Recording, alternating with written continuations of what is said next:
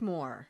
I'm grateful for a happy life and that my mom gives me a gift and takes care of me, and she loves me, she takes care of me, she makes me food.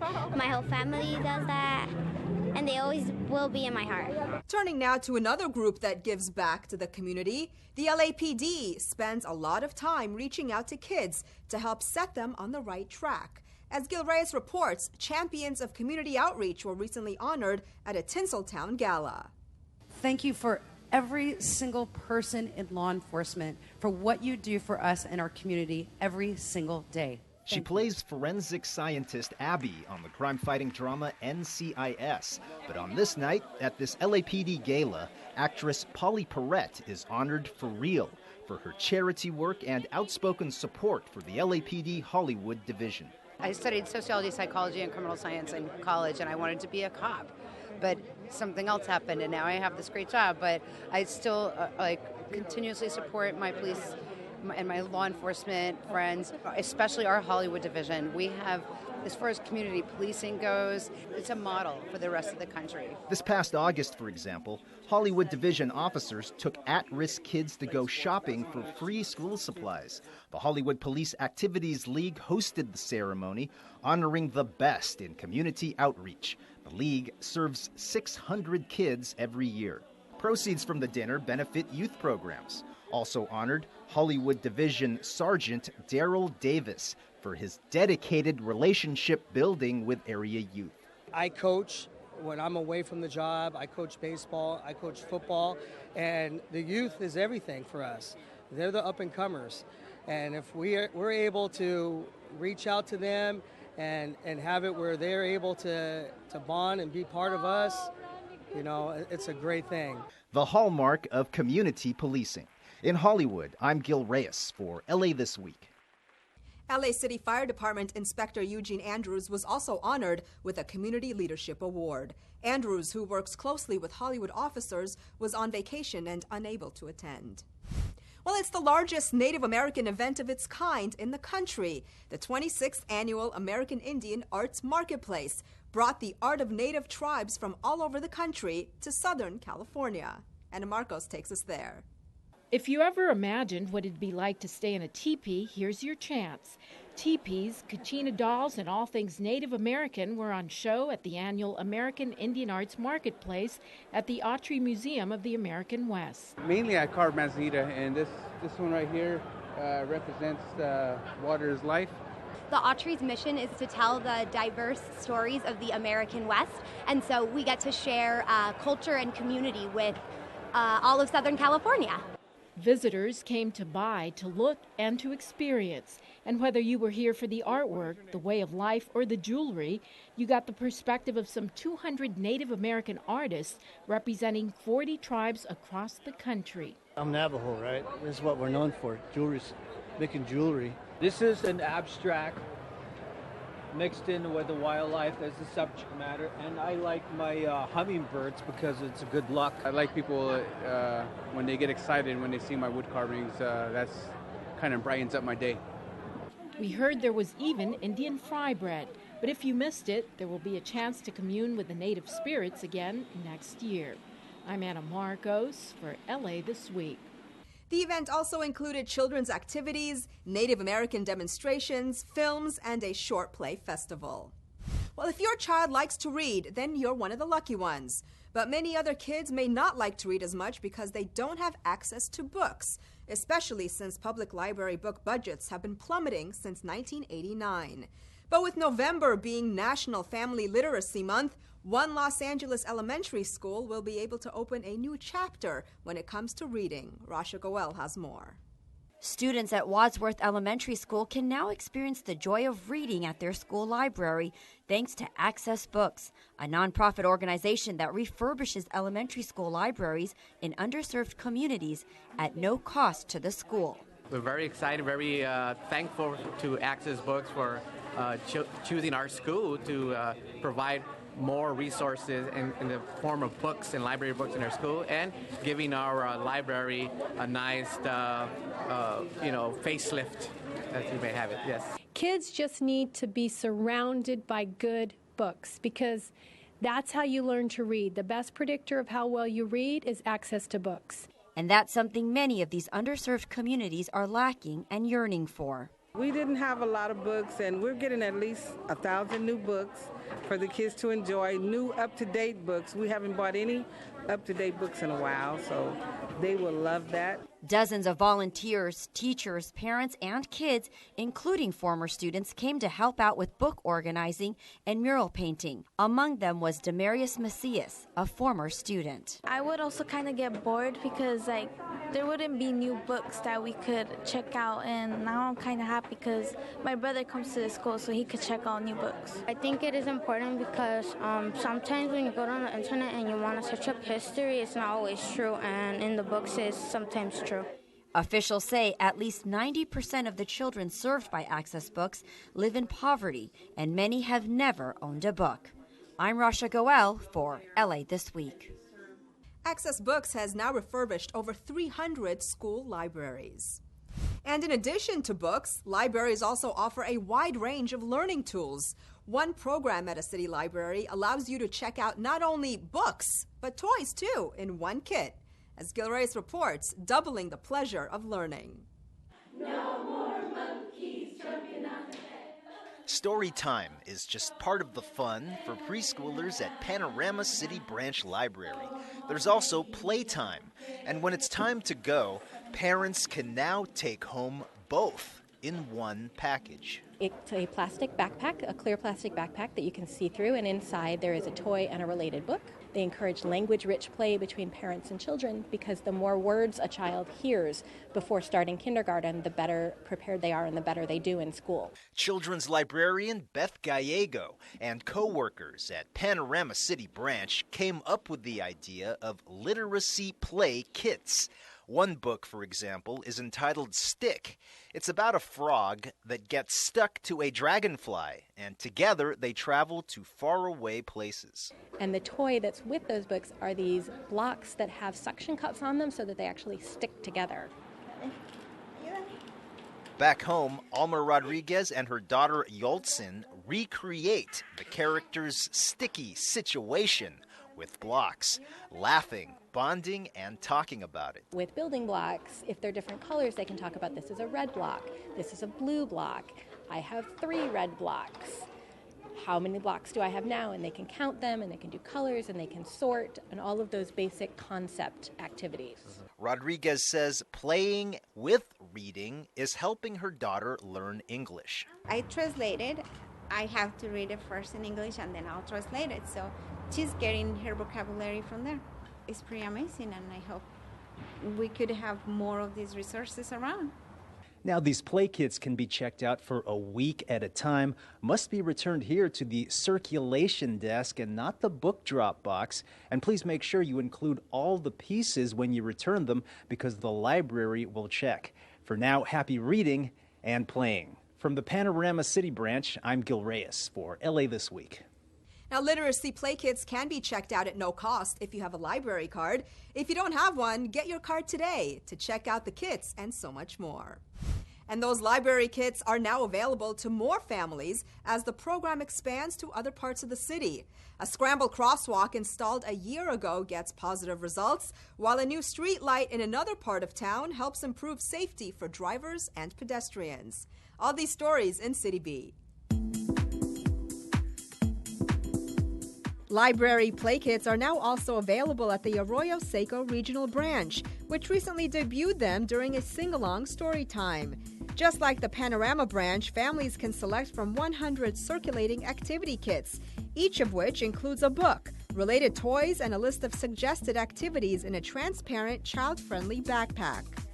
The learning kits are designed to engage parents and their children in the 5 early literacy practices, like talking, reading, singing, writing, and playing.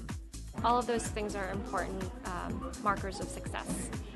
The Office of Council District 13 and the Department of Transportation announced that the intersection of Hollywood and Highland, one of the city's busiest intersections, has seen significant safety benefits 1 year after the installation of a pedestrian safety improvement.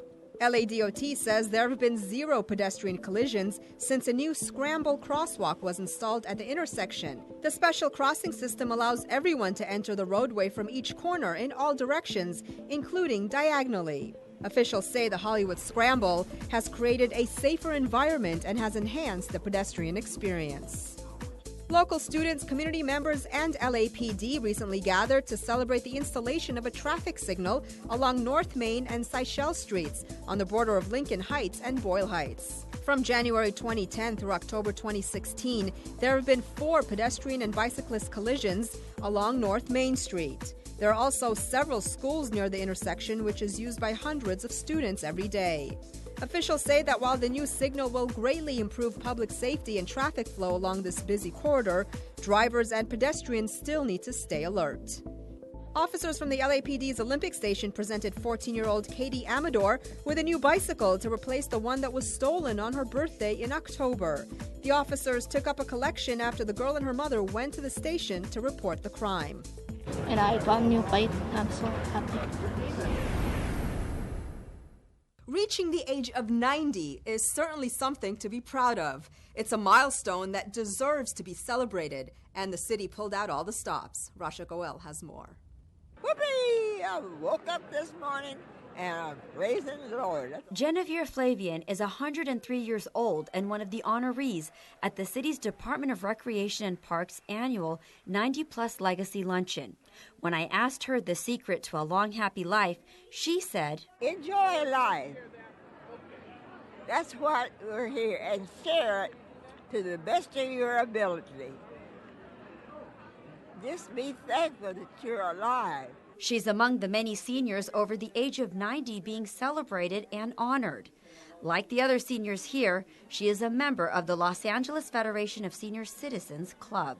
The function of the clubs is to create some inclusiveness throughout the seniors, a social kind of circle for them to have, trips that they can take on their own, events that they can plan at our centers, special events, dances. These are for seniors who want to remain active. They have a place they can go and socialize. 91-year-old John Mandich has been a member of the Senior Citizens Club for 25 years. Anyone age 50 and older can join. What we enjoy most about it is the friendship with all the people that we meet there and people that we knew when we were youngsters and have grown up with them and through high school and so forth.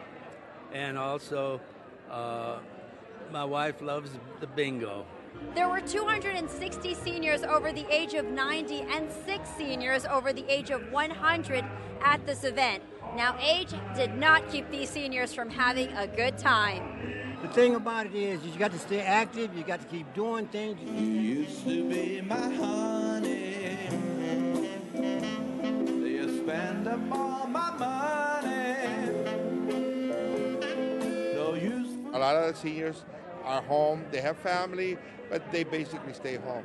So this gets them out, they get dressed up for the event, they enjoy it, and when they leave, I've heard, see you next year. Well, I couldn't leave without getting advice from 100-year-old Betty and 102-year-old Maury Markoff, who have been married for 78 years.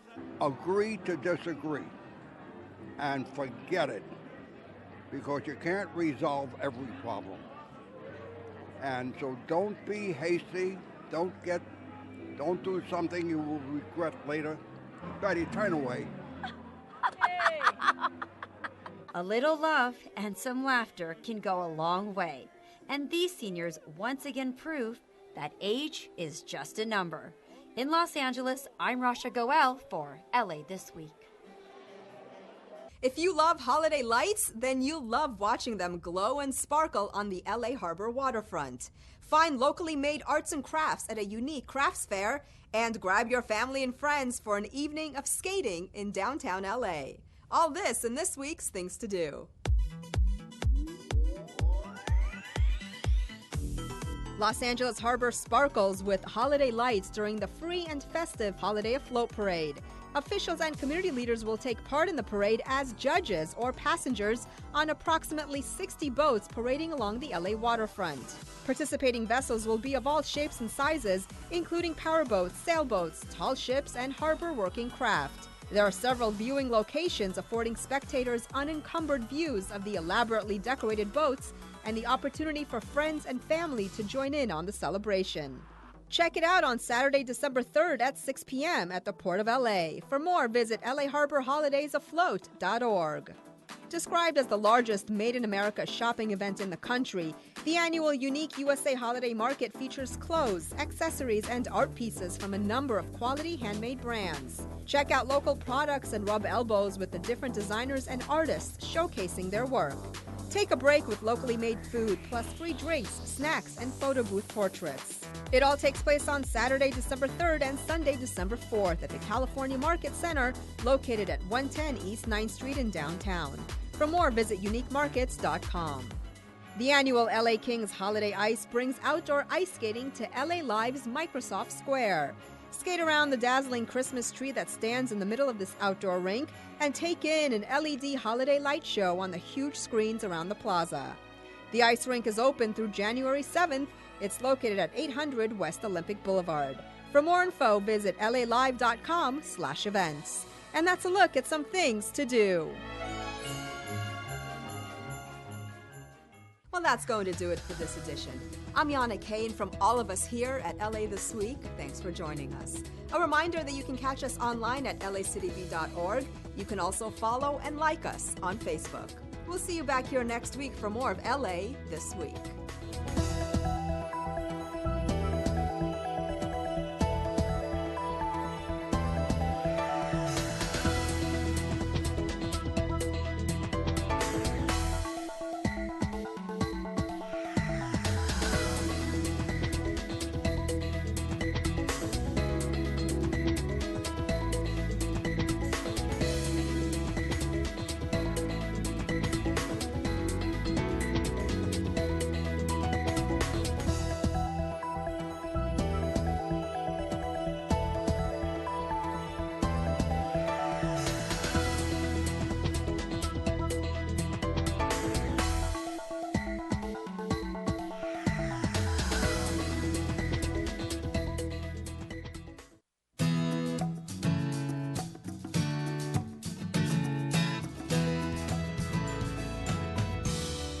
Hi, I'm Rasha Goel. And I'm Gil Reyes. Welcome to Latitude, the here and now of business and trade news from the Port of Los Angeles. In this edition, you will travel with me to the Inland Empire and discover why the Port of LA is #1 in the nation when it comes to warehouse and distribution center space. Let's get started exploring this edition of Latitude.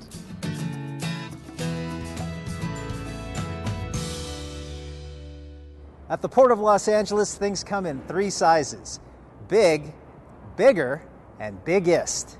Big, as in 43 miles of waterfront. Bigger, as in bigger ships. And biggest, as in 1.8 billion square feet of warehouse and distribution center space. That's the largest in America.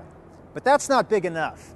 That's why here in the Inland Empire, about an hour's drive from the Port of LA, warehouse space is growing exponentially.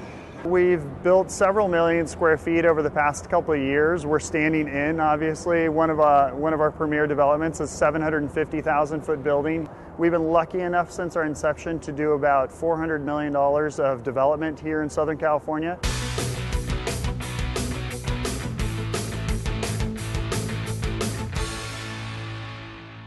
The big box business in the IE is very active for a few reasons. Really, if everyone could rent a building at the port that was 500,000 square feet, they would. This is a Fortune 500 neighborhood out here. You name anyone, and I'll guarantee you they're pretty much out here. There's 5 buildings that are under construction right now that are 1 million square feet or larger.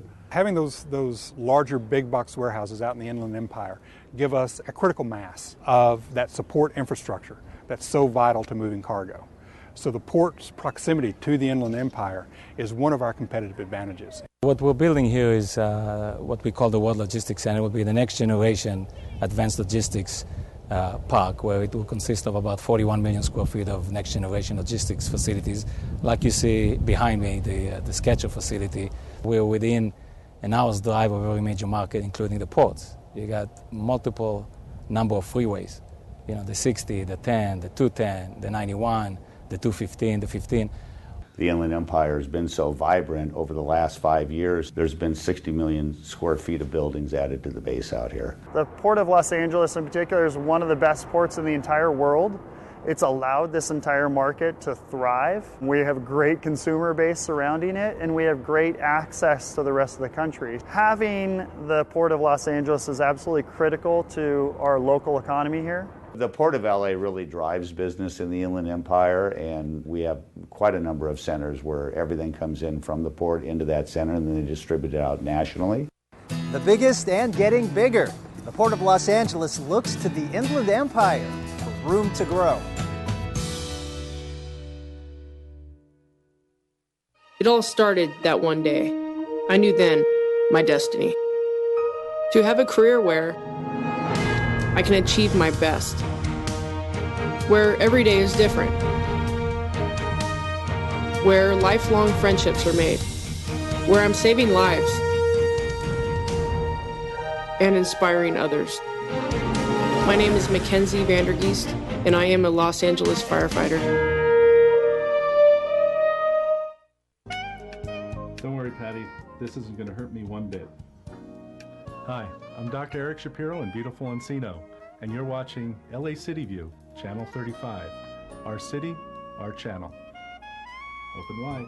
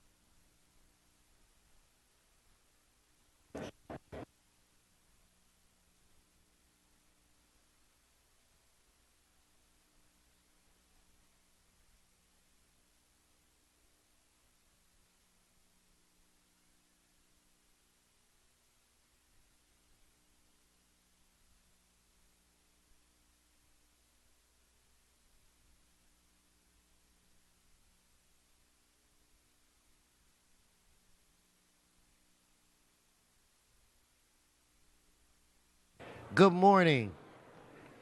Good morning. Good morning. Shh.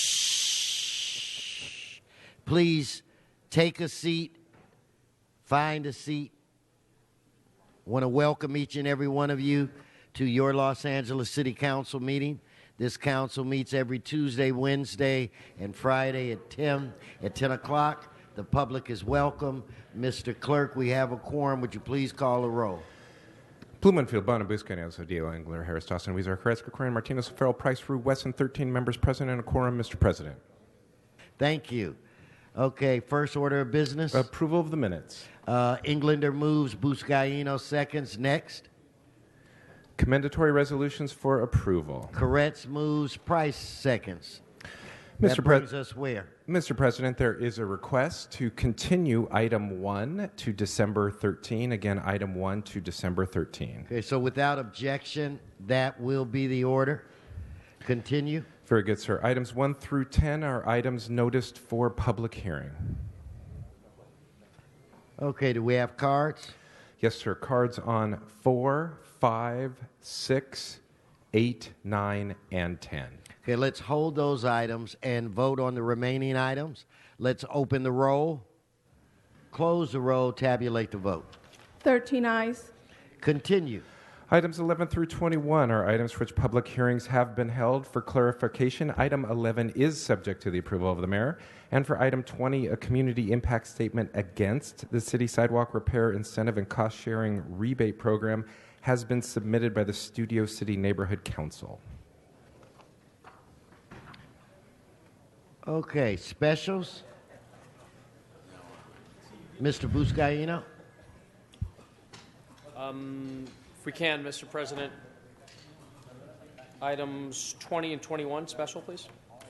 Okay, per your request. Thank you. Let's prepare to vote on what's remaining. Let's, Mr. Blumenfield. 11? Yeah. Okay, Mr. Clerk, is there anything left? Yes, sir. Okay, let's open the roll, close the roll, tabulate the vote. 13 ayes. Okay, Dion, you don't want to come up here and ride side saddle one more time into the sunset?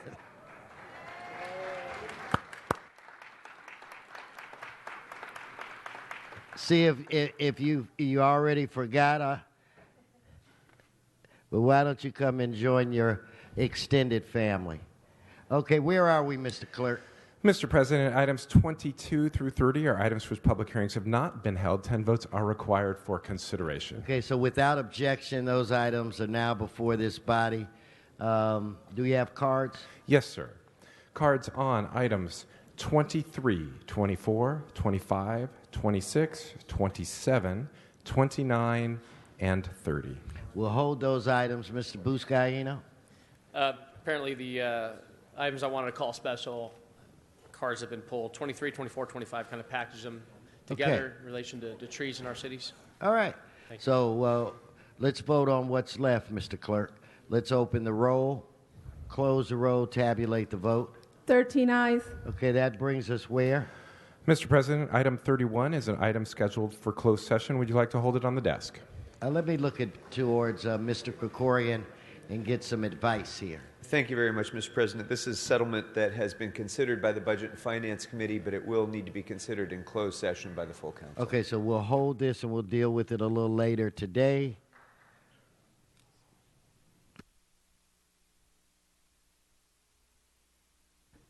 Okay, let's start off with Mr. Cedillo. In fact, let's go back to presentations, Mr. Clerk. And I want to start off with Mr. Cedillo. Are you ready? Gilbert? The floor is yours.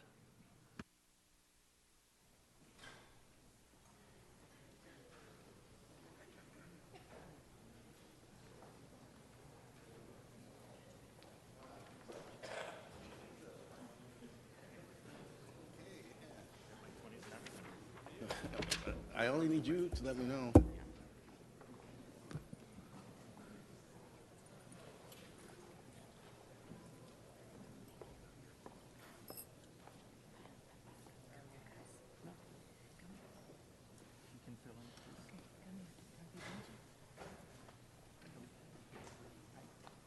Mr. Cedillo, the floor is yours. Yes, we are here to celebrate, and at a key political moment in American history, we are here to honor and recognize the 35th anniversary of El Rescate, the rescue, which was created in 1981 as an initiative from the Southern California Ecumenical Council and the Santana Chirino Amaya Central American Refugee Committee in the Pico Union Westlake area. You will recall this time, Mr. President, that there were these wars in Central America and that there was incredible tumult in El Salvador, in Nicaragua, in Guatemala, throughout the region. And as a result of that, for the first time, this city saw a huge diaspora of Central American refugees. They settled in this area, the Pico Union Westlake area, and it's from that emerged groups like Chirla, Carecen, and today on their 35th anniversary, El Rescate. El Rescate has assisted over 500,000 immigrants from 39 different nationalities and is now at the forefront of legal assistance for unaccompanied minors, those who have come to the border from Central America seeking asylum and refuge. We are very blessed to have El Rescate in our community. El Rescate has helped establish the Clínica Oscar Romero, El Refugio Shelter, the International Convention of Salvadorians in the World, the National Central American Roundtable, and has established the Central American Coalition and the Feria Agostina of Los Angeles and CD1. They are a leader in our community in the areas of social justice, and we're very happy to have them. With us today is Francisco Pineda, Chairman of the Board, Salvador Sanabria, Executive Director Aldeso Flores, and Francisco Rivera, who are founding members of the Santana Chirino Amaya Central American Refugee Center, and we thank them for their continuous work.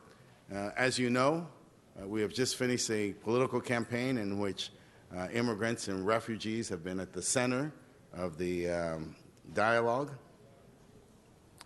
And as a result, when you look at the appointments of the president-elect, nothing is more important nor more American at this moment than the efforts to ensure that immigrants and refugees are brought into the mainstream, are protected, are pulled out of the shadows, and that their rights are acknowledged as human rights, and that we integrate them into the mainstream of civic life in the city of Los Angeles, in the state of California, and in this nation. And for that, we will look to the leadership of El Rescate to be part of this broad front of people of goodwill, of intelligence, and of justice. So with that, let me introduce primero, ¿quién? Francisco? Salvador. Señor. Thank you. Qué gusto. Yeah. Gracias. Felicidades y feliz cumpleaños. Thank you, Council Member Cedillo. Mr. President and honorable members of the City Council of Los Angeles, 35 years ago, our organization, El Rescate, was founded by non-recognized refugees fleeing war in Central America and with the great help and contribution of the Southern California Ecumenical Council. Since that year, our institution has helped thousands of immigrants of more than 38 different nationalities to become new Americans, assisting them with their asylum, family petitions, U visas, special juvenile visas, citizens and naturalizations, and court representation cases. We remember the leadership and protection that the late Mayor Tom Bradley offered to our community. Today, we want to commend and recognize the leadership of the President of this Council, Mr. Herb Wesson, the Mayor, Eric Garcetti, our District Representative, Gil Cedillo, before this body, the members of this Council, for reaffirming the validity in these trying times of the LAPD Special Order 40, as reflected in your motion of November 2nd, 2016. It is of extreme importance that the political leadership of this great city, together with its diverse communities, defend and maintain the sanctuary status of Los Angeles to serve as an example to our whole nation of respect of rights, recognitions of contributions, and the protection of family integrity of immigrants in this great city. We commit ourselves to continue fighting for immigrant rights and providing a helping hand to new Americans, especially kids that are beginning a second chance in their lives in this great city of angels. Thank you so much.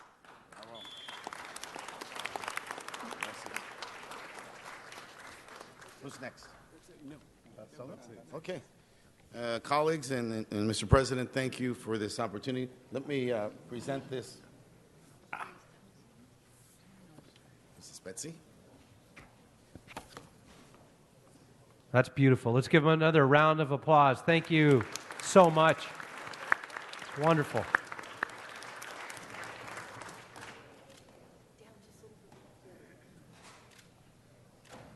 Okay. Todos vamos atrás. Okay. Buenas palabras. Thank you.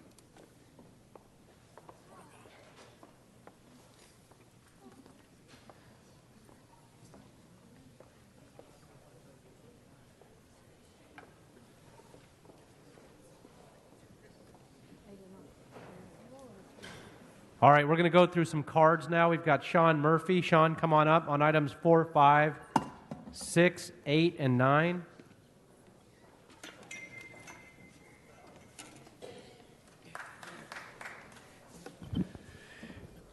Yeah. Item 5 is an item I don't support because it'll rob the city. The other items I do support. General public comment, I enjoyed the parade. This is a surprise to me for Dion retiring today. I wish him luck. That's all. Thanks. Thank you very much.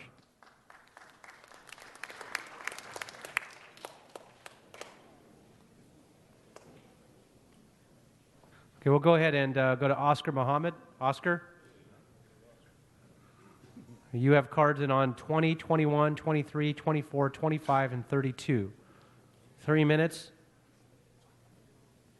Actually, I'm sorry, 23, 24, 25, and 32. 20 and 21 were already held. What was 23? What was item of 23? 23, 24, 25, and 32. You got me mixed up. I didn't stand for 24.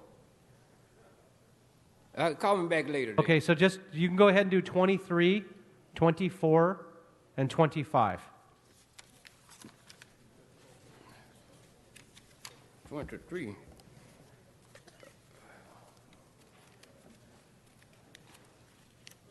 You call me back when you finish. I can't call you back. I already called you. You can forfeit your time if you'd like. That's your 3 minutes.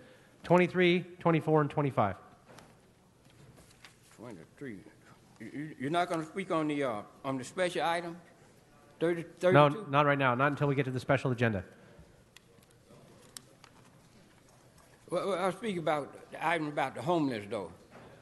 But we should find a way to structure some type of life for the homeless on Skid Row. We should have better authority over the people on Skid Row with the homeless. Okay, if you want us to bring you back for 1 minute on 32, when 32 comes up, we can do that when we go into that meeting. Okay. All right? All right. But, you got it. But we'll bring you back for 32 when we bring up 32. I can't speak on the rest of the item? You can speak on 23, 24, and 25. Yeah. Those are the ones you filled out cards for. But anyway, we see where the people coming out of penitentiary, they got to show identification by the history of criminology. And seemed like you wanted to be hidden, though. it should be more open if the management hire someone, he should know the conduct and the character of the one they're hiring, though. But anyway, seem like public business have to do things different than private business. But anyway, we need better leadership. But the United States government still treat a minority outcasts inhuman. They have no respect for the minority outcasts. We should have an election environment in an aisle environment. It's a dangerous environment. We should come together to be more serious. Let's call on public comment. Call on public comment.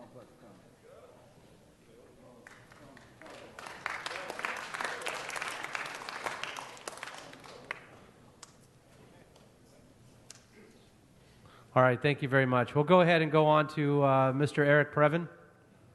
Mr. Previn.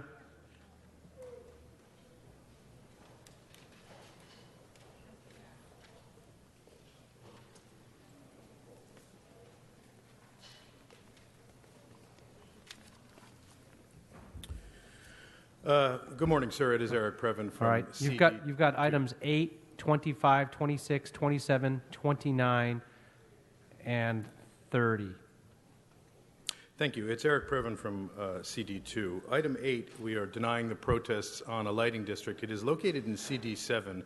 As you know, sir, there is no representative for CD7, so I feel we should hold off on these kinds of items until there's an actual representative. It's not tolerable, frankly. Item 30, similar. CD7 has a track map that they're approving for a developer. Maybe good, maybe bad, but we should wait until there's representation. Item number 10, thanks to the Budget and Finance Committee for kind of restating the factors for the upcoming calculation. The appropriation for the next year is $5.1 billion.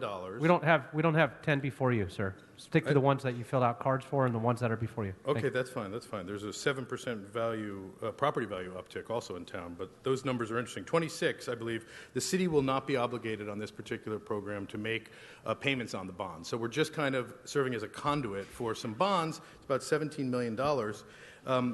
I just am concerned that all the revenue to pay the bonds comes from the affordable housing piece, which we all want, support affordable housing. But what happens if they can't make it, if the city's not backing it up? I'm just a little bit concerned about how that works. Item number 11, of course, we are returning to the sidewalks to the owners. 11, we already had public Sorry, 25. comment. You have 3 items on the same issue. 25 and 26. Yeah, let's say 25, inclusive of 11 and 20, because those are on the same subject of sidewalk and curb repair. I've been out in the districts getting signatures for my mayoral campaign. People are upset, I'll be honest with you. They do not want to have to assume the cost of the city services, but they are, and there are a lot of little rules changes that are moving forward, and some of them are appropriate and helpful, and some of them are obviously a little bit pernicious, as we've seen down here. Item number 24, here we have Buscaino serving as the chair. You do this as well, sir, in public safety, where the chair makes a recommendation. It looks like it's the committee, but it's you just don't have a card in for 24. Stick to the ones you have a No, card I do have in a for. card in No, for you 24. don't. You do not. Well, that's not true, sir. And Yeah. frankly, what it is, the item has to do with tree pruning and restating kind of our look at that. And we want to go from $25,000 to $50,000 contracts, which makes it harder for the little guys again. And we want RFPs, sir. Buscaino had the same problem where he gave some landscape architecture work to ACOM, the big people who are building a $2+ billion jail over the protest of many, many residents who don't want to see further incarceration in our communities and don't want to see people for low-level offenders going to jail. It's not a good area, sir. And item number 27 is Mr. Caruso is doing the right thing by providing some traffic guidance. He's got a development out in the Palisades. Now, this is the right kind of thing. Guy steps up and does. Now, I don't like his style of developments that much, though he's a good man, because they're like kind of fake little towns where everybody's dressed up like it's 18th century. That's not what we need in LA right now. Item number 27 is Wesson's street vacation district. You can imagine how this facility works. This is where people come in and get little pieces of public land to facilitate their developments. And item number 21, sir, is the Citizens Oversight Committee for the General Obligation Bond Program. $725 million last You don't have one in for 21 was already held. Right, So so again, there's no citizen you were oversight. done. Okay, thank you very much. You have one more minute for general public comment. Thank you, sir. It's an exhaustive process. My general public comment has to do with Council Rule 93. Council Rule 93, and today is Dion O'Connell's last day. He's going to be checking out. He was the city attorney who presided for many years over this hall. Says that you got to show everybody, the recognized speaker has to be shown in the same frame as you show yourself continuously giggling and, behaving that way. That, sir, is not what the charter calls for. The charter calls for everybody being the same and seen. When people, like all these people today, come down here and go home, watch on television their telecast, or their friends want to see what they said, they won't even see who's speaking. So I ask you and Herb Wesson and Mayor Garcetti to enforce your own rules, sir. This is on the books, Rule 93. It would be a great area. And then people who come down here and talk out loud about not sending women up to Mira Loma, a jail in Lancaster, where women who are increasingly being incarcerated, whereas we're trying all over America to reduce incarceration overall, are being sent to an area where they're vulnerable to valley fever, are being sent to an area which is 75 miles away from their families, where they can't possibly get the kinds of connections they need to not receive. Thank you very much. Thank you. And yes, I think we all agree with you, Mr. Previn. That was exhausting. All right, so with that, the next speaker.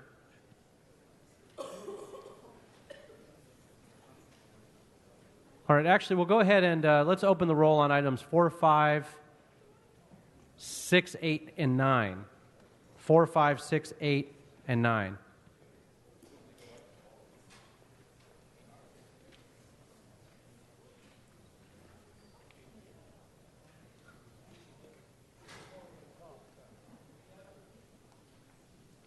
All right, we'll go ahead and open the roll, close the roll, and tabulate the vote. 13 ayes. Okay, those are approved. Thank you very much.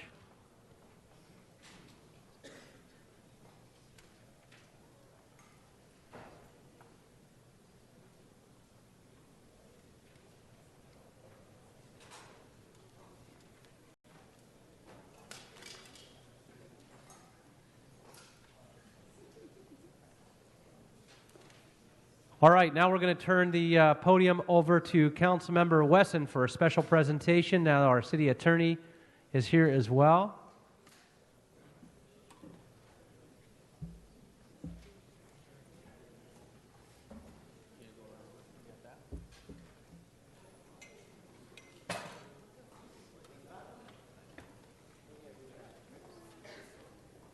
All right, a very special presentation.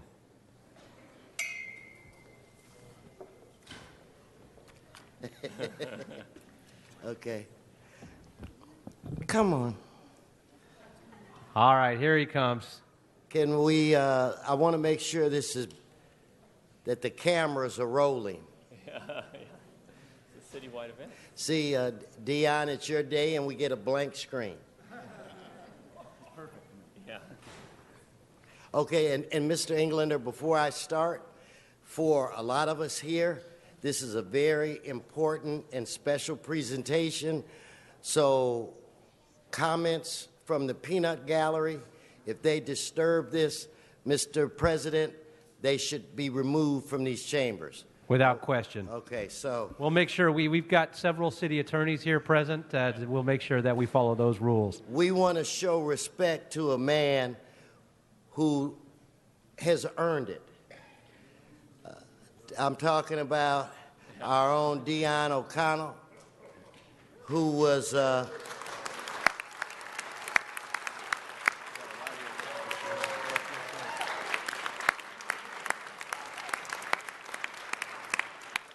is obvious that nothing is going on in the city attorney's office because they're all here, and rightfully so. You know, Dion, and I'm going to use some of these notes, Dion, because I don't want to forget anything. But he was his entire life born and bred in Los Angeles. He was born at St. Vincent's Hospital, and from there he went on to Chaminade High School. Am I correct, Dion? Yes, you are. Now, the reason why I know a little bit about Chaminade is because my son went to Loyola and every year beat them in track. So I hope they're I wonder, were you on the track team? That's where he met his wife, Kelly. Family and friends. Okay, and what a lot of people don't know, in fact, around the horseshoe, if you want to talk to Dion, you see that he's very knowledgeable about baseball. Very knowledgeable about baseball. The reason for that is that he was a baseball player himself and a pretty good baseball player. He played for Cal State Northridge and I think Moore Park College before he went on to UCLA and he got his degree in political science. Now, he received a job with the city of LA in 1986 as a law clerk. And the rumor is the reason why Dion was hired is because there was a big rivalry between the civil division and the criminal division. They used to play softball. So the civil division guys pushed to hire Dion so that they could beat the criminal division. Now, I don't know how true that is, but that's what I have been told. In 1986 also, the very first marathon in the city of Los Angeles, Dion competed. And he ran the marathon in 3 hours and 36 minutes. That is an unbelievable accomplishment. Let's give him a round of applause.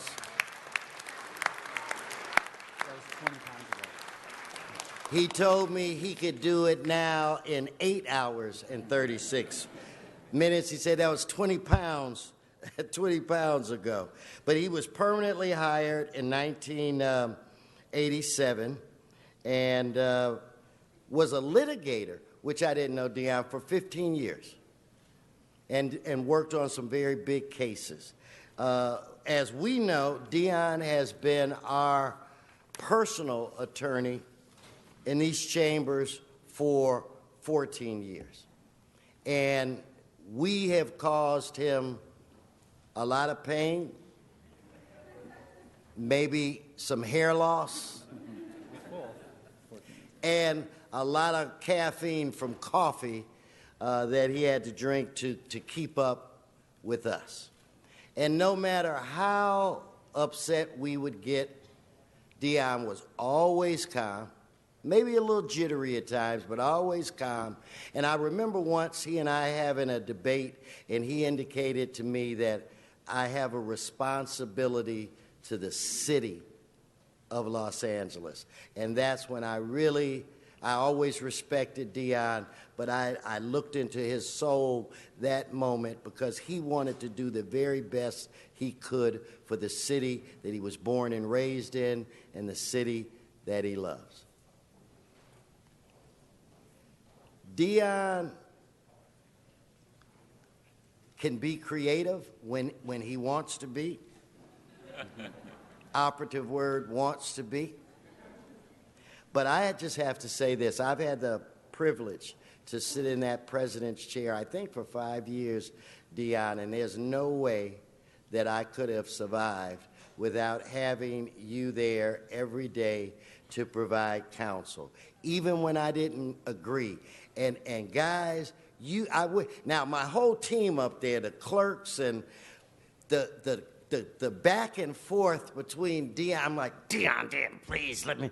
No, you can't do that. Or I'd mess with Dion. He'd come in and I said, guess what, Dion? I'm throwing everybody out. Everybody out today for absolutely no, you can't do that.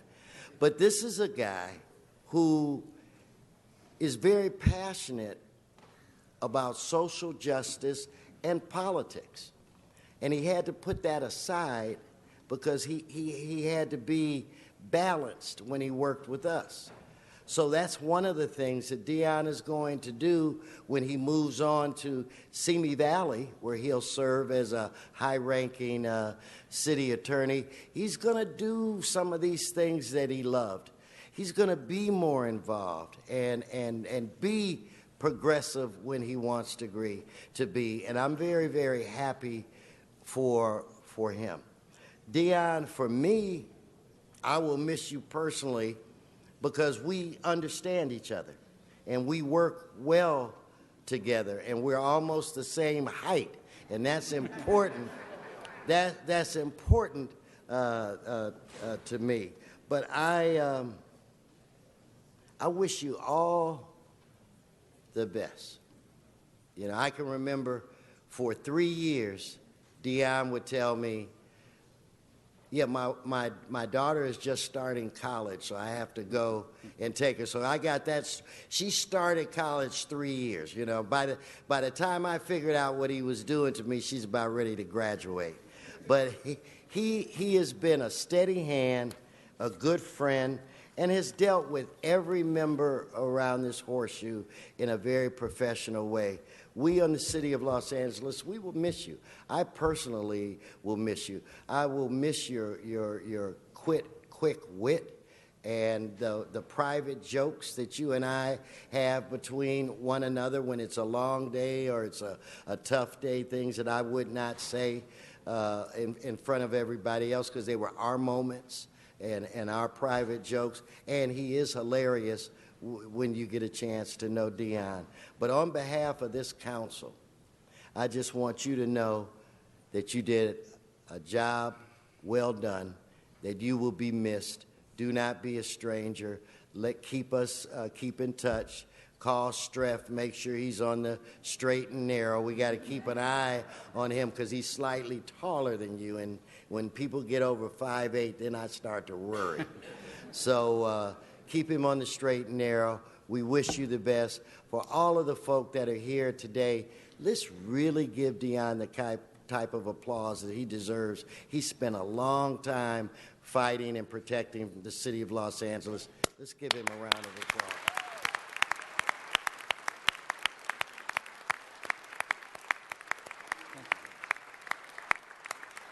And Dion, Dion, I mean that. I do mean that from the bottom of my heart, that I am going to miss you and that I consider you a friend, okay? And the last thing I'll say is I would love to get here before Dion, right? And to see him run his behind from the back of the chambers up here so that we can start on time. I'm going to miss those moments. And he'd have a cup of coffee, and he'd be running down. I'm going to miss those moments. And so now it's my pleasure to ask another man that I have a lot of respect for, the city's top lawyer, an individual that first came here first came here when he was the executive director of Bet Zedek and driving all of the council people crazy back in those days. And then he kind of traded that gig in and became a council person and then left and became an assembly person. And now he is, without a doubt, the best city attorney that I've worked with in my 10 years. Ladies and gentlemen, Mike Feuer.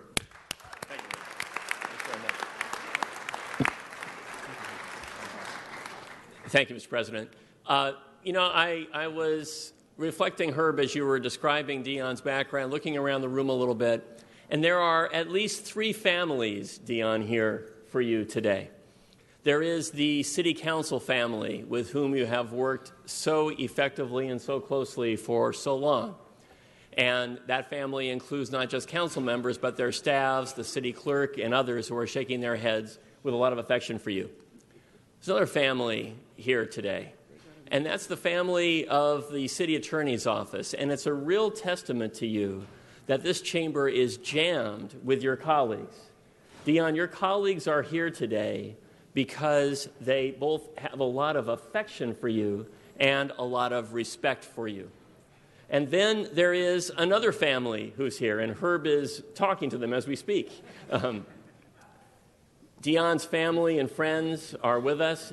Can your family and friends please stand up for a second?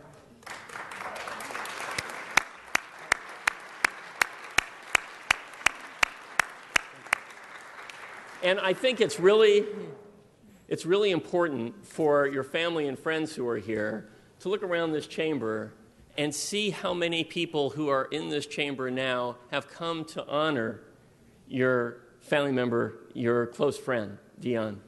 You can stand or sit down now. It's up to you. It's kind of your call. But Dion, this is a culmination of 30 years of service, but it's more than that.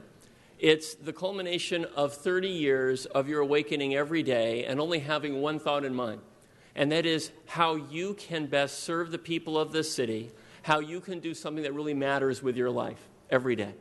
And it's important that your family hears that, because I know that this is often a tough job. but you have comported yourself with great skill. You know, Herb referred to your career. You've really been a Renaissance man in the city attorney's office. You've been in several different divisions. You've litigated before the Supreme Court of the state of California. We worked together when I was on the city council on a very key case involving gender equity here in the city. I remember that very well. It's an extraordinary career. And for me today, as the person who happens to be city attorney at the moment that you've chosen to retire, I'm sure I'm speaking on behalf of multiple city attorneys with whom you've served, who would say if they were here, you have represented the office with great distinction. You have played a role with both great skill and great dignity, and you really are among the finest examples I know of a public lawyer performing public service with great sacrifice, great skill, and great generosity every day. And the other thing about Dion is, when he wants to, he can grow the best mustache in the city of Los Angeles. Hurts my heart to say it, but we know it's true. Dion, congratulations. Thank you. Thanks so much. Now let's hear from Dion. Dion, please come forward. We do have other members on the queue, okay, so we'll just, if we could follow some protocol before we let our city attorney actually. I think this might be even the first time that he might be speaking at the podium that I recall. So I'm going to take privilege if I can before I call on the other members for a moment, because I too have not only sitting in the chair often, it is most often, I think, where Dion is the only city attorney, I believe, that is allowed to get hazard pay for being with all of us. And it's probably because of the whiplash he gets from turning his head back so quickly from sitting there saying, you didn't just do that, or no, you can't do that, or you need to read the rule in first. No, you can't throw them out just yet, and you've got to give them more warning. If we had $1 for every time we heard that from Dion. Dion and I have a lot in common, and both not only being from the Valley, but Chaminade families as well. And one of the things that many of you may not know is when he's turning his head around half the time, when he's saying hello or goodbye in the mornings, it's not about what happened here, what's happening here. It's always about his family. It's always about his wife and daughter. It's always about horses and what's happening at home and who he's friends with. And Dion, I think it says a lot that we do so many retirements here. And often we'll have the city family show up or whatever department they're with show up. And often, as well, their own immediate family will show up. You have brought neighbors, people you've grown up with, people who, you know, everybody, you can, and that says a lot about you because that's rare. We rarely see that during these, in any retirement, where people bring their, not just family, but their friends because their friends are family. And I will tell you, that's how you've treated all of us, the exact same way, that we're all family. I wanted to ask you a question, and that is, what days does the Simi Valley City Council meet, and what time? If you can, when you come to the mic, let us know. I think there are many gadflies here that want to go down and participate in Simi Valley, and because they're going to miss you. Wayne's very excited about it. Wayne knows how to get there, and so he'll be there as well. And in fact, you're the only one that sat up here that had a regular nickname that wasn't on the city council from the gadflies. They gave you a nickname, and at first I think you weren't really excited about it, and then you started wearing it as a badge of honor, and they started calling you the Monopoly Man, and I think it was because of the mustache or something. And so I got you a little gift of a Monopoly Man, and hopefully this will sit on your desk and Simi Valley, and we love you, and we're so grateful that we've had the chance to work side by side. I know I am. You've helped us and helped me tremendously. You were here for 14 years. That's when I started here. You were here for 30, but 14 in council. And for the last 5 years, you've been just a great friend. I'd like to welcome now Councilmember Krikorian to say a few words. Thank you very much, Mr. President, and thanks for that setup, actually, because it's related to what I wanted to say. Council President Wesson and City Attorney Feuer, thank you for those tributes to Dion, which I think captured so much of what we're all thinking today.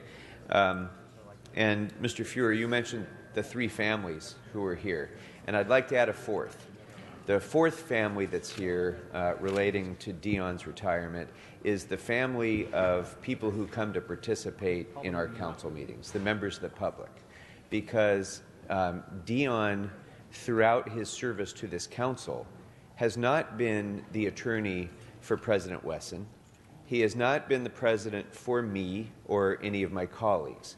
He's been the attorney for the City Council of the City of Los Angeles and the people of the City of Los Angeles, and he has always understood that role, even when we didn't understand it.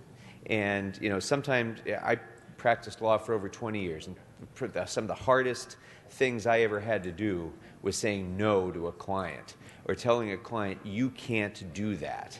And Dion did that on a daily basis with us, on a daily basis, because he understood that his real client is not me trying to get something done because I think it should be done this way or because I think it's efficient or because I think it's common sense. His real client is this institution and the people that it represents. And that's a hard job. It's a hard job when you have 15 people who think they know better telling you the way it should be. And I think Dion witnessed, and I think probably most of our staff has witnessed, that I don't often take answers from to my questions without asking, yeah, but why? Why is it that way? You got to give me some kind of an explanation. Every single time I've tried to do something in this council and Dion has told me no, he's been able to articulate to me why in a way that made sense. And the reason that all of that matters is we're living at a time right now when people are suspect of institutions of government. We're living at a time now when people doubt our institutions and are reflexively in opposition sometimes to our institutions. And Dion's respect for this institution and representation of this institution has made us more effective in being able to do the people's work and gain the people's trust and ensure that we have the public's participation. And in all of those ways, Dion, you've contributed mightily the entire time that I've been on this council and for years before to the work that we've done, to the governance of this city, to making the city more reflective of the desires and the wishes of the people we represent. And for that, I want to thank you very much and congratulate you on your service and on your retirement.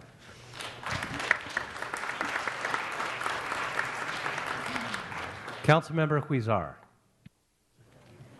Thank you very much, Mr. President. Dion, it's tough to say goodbye to the 16th council member, but we all have certainly enjoyed your advice, your friendship, and you are a true public servant. I've enjoyed not only coming here to do the people's work, but also catching up with friends and talking about family, talking about what we did over the weekend, talking about getting hurt at the local basketball court and all that good stuff. But thank you so much for your work.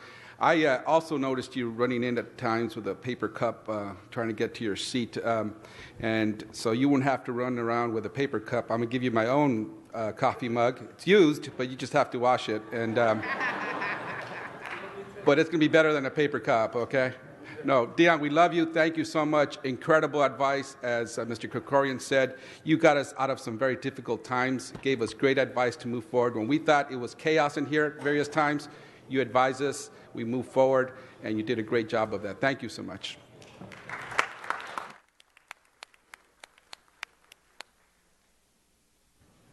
Mr. Kretz. Thank you, Mr. President. Dion, we're all sorry to see you go. You're just a nice guy, too. It's a pleasure to work with you at all times. And you were here in terms of our council meetings in the worst possible era, which is the gadfly era. For people who don't know and haven't been to a council meeting, we've had people come in full KKK Grand Dragon with hood and white outfits. We have people who speak with puppets, with hoods on them, with swastikas on them. This is a very difficult time, and deciding where the line is between meetings being disruptive and what is free speech has been one of the hardest jobs anybody could have, and you have done it without being rattled and with a very appropriate approach. So it's been hard. You may be very glad that you're done. I might be in this circumstance. And we could have an award for you. I can tell you what it would look like with some of these gadflies emboldened upon it. But you've done just a great job at all levels. Giving us great legal advice, I think, goes without saying. You've been a terrific city attorney's representative. But you've also gotten through some very difficult times, and with good humor and with a good head about you. And we will miss all of that. So thank you.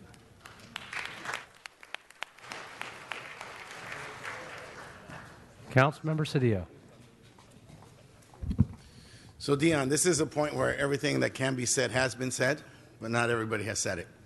I asked my staff, I'm looking for my Dion speech, and my staff was asking me what anecdotes I had, and I said, you know, I just like him. He's a nice man. He's a good guy. Everything everybody says is absolutely true. I mean, you've given us sage advice, incredible demeanor that you have during the chaos that these meetings have become. And we appreciate that. But more than that, as everyone said, we appreciate you, the person. I mean, we just really like you. We care about you. You know, our city attorney is very happy that you shaved, you know, just because, you know, you didn't. Yeah. We just like you, and we're going to miss you. And that's all I can say. Is that thank you for your service. More so, thank you for your friendship. Thank you for our conversations and for our sharing and for those personal moments. It's amazing because in this job, we're all, you know, everybody here, we're all very focused on serving the public and doing the best for our district and being the professionals that we are. But with you, we can always find a moment to focus on a very personal thought or idea, and for that, you've made this institution a better place, and we thank you.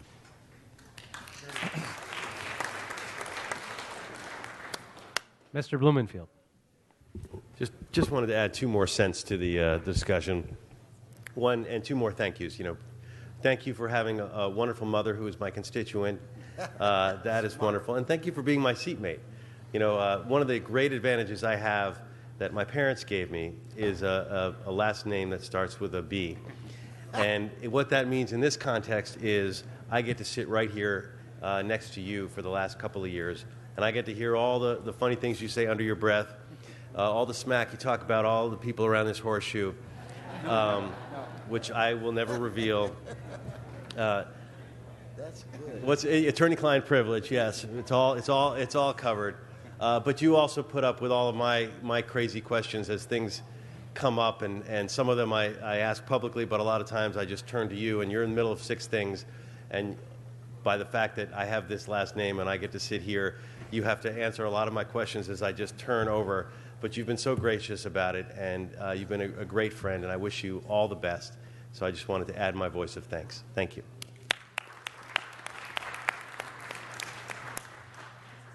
Now, if we can turn the microphone over to Dion, but before we do that, I'm going to ask that we put, respectively, a minute on the clock for you. Have 3? Good, Mitchell. Okay. Thank you, everyone, for the kind words. And thank you, Mr. President and Council Pro Tem Englander. And thank you to the council members for taking my advice most of the time. I want to thank Mike Feuer and his administration, especially Jim, Leela, Nicole, and Alex. This is the best working administration with council, or it's worked best with council in my 14 years.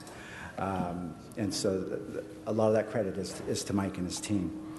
I want to thank Kelly Carly and Greg for putting up with me during the last 14 and then 30 years. Greg, our son, is in New York. He can't be here today.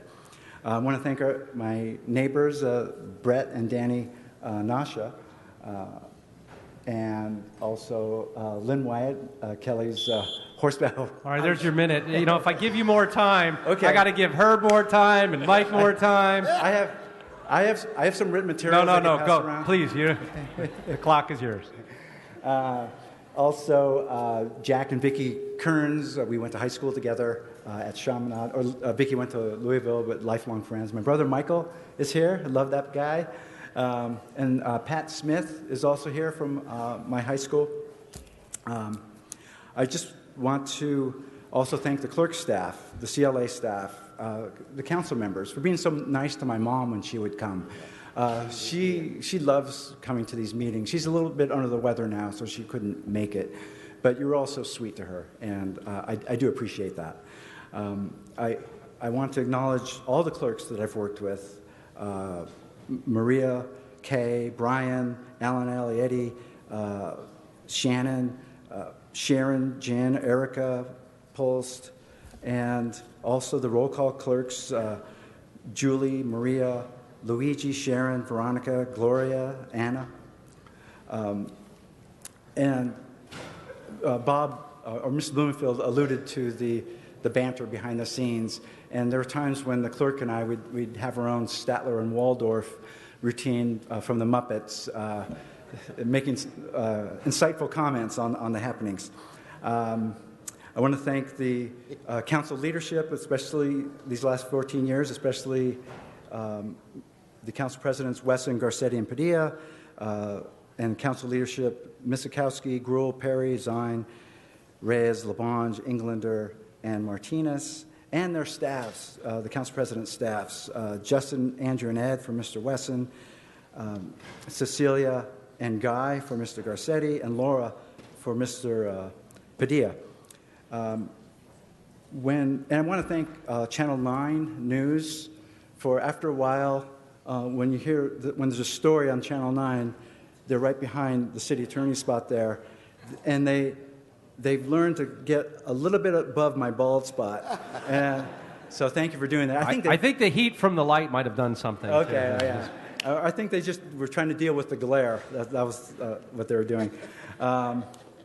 So why am I leaving? Well, for one thing, I kind of have developed a potty mouth over the last I wanted to few warn years. you before you did that, by the way. All the children that walked out, they're all back. And I know under we respect the First Amendment, but Dion, if you could watch your language, please be respectful. I'd appreciate that. One of the reasons I'm leaving is I'm afraid I'll accidentally throw an F-bomb on the record, so I need to get out now.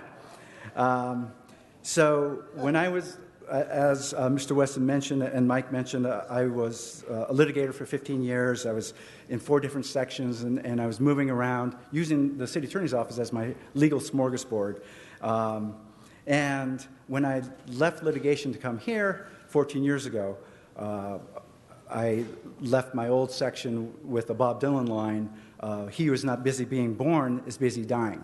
And so that shows that I was quoting Bob Dylan before he sold out and became a Nobel Prize winner. And so that first year in council was a rough first year.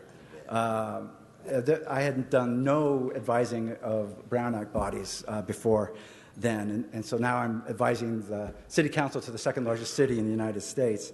So I had Pete Echeverria on speed dial, and he was my Mr. Wizard I would call to help get me out of one problem or another. But after a while, I slowed the meeting down, and my goal, and I think I met my goal, is to place our attorneys in the best position with which to represent our client, and also the best position to represent our office to our client. That was important to me. And I could not have succeeded in that position without the help of all of our attorneys. There's a lot of law. I didn't know it, but I know who knew it. And so I just want to thank all my city attorney friends for helping me out.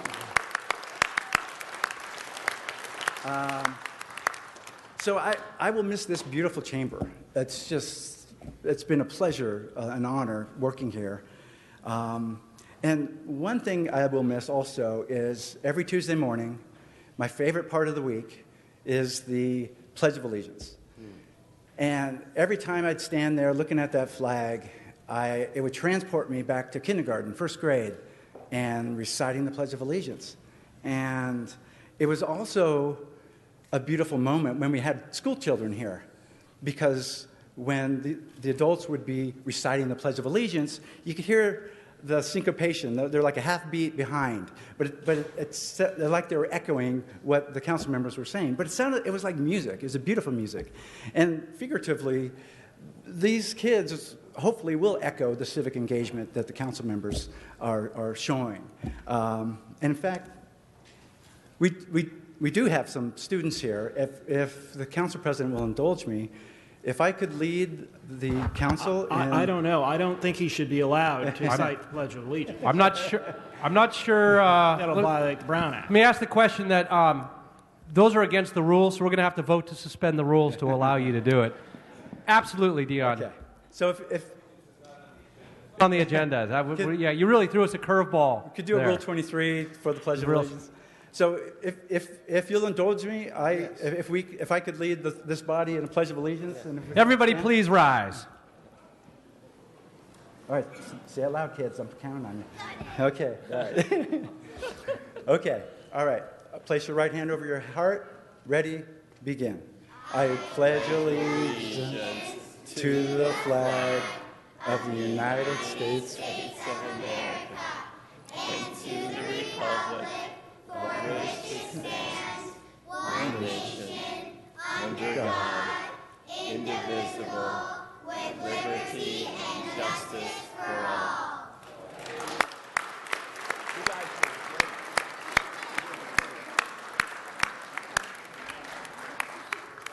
I bust them all in there just for that.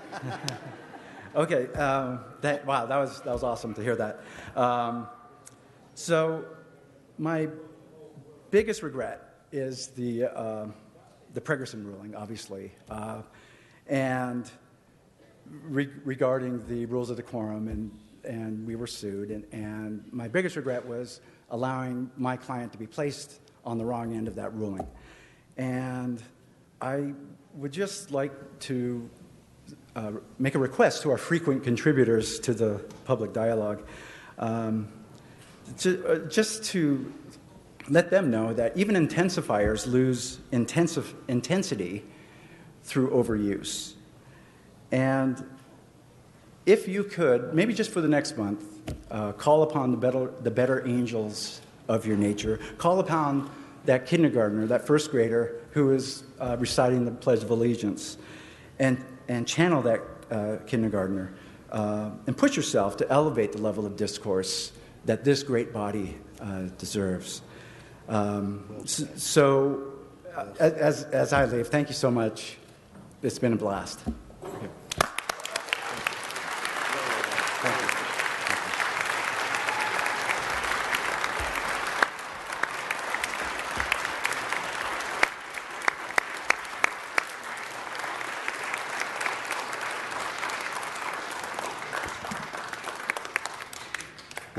We have a little something for you, Dion, signed by, I guess, everybody that's elected for the city of Los Angeles.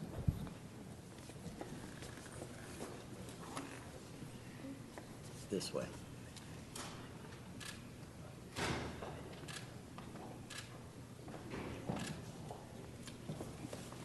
One more round of applause for Dion. Thank you so much for your service.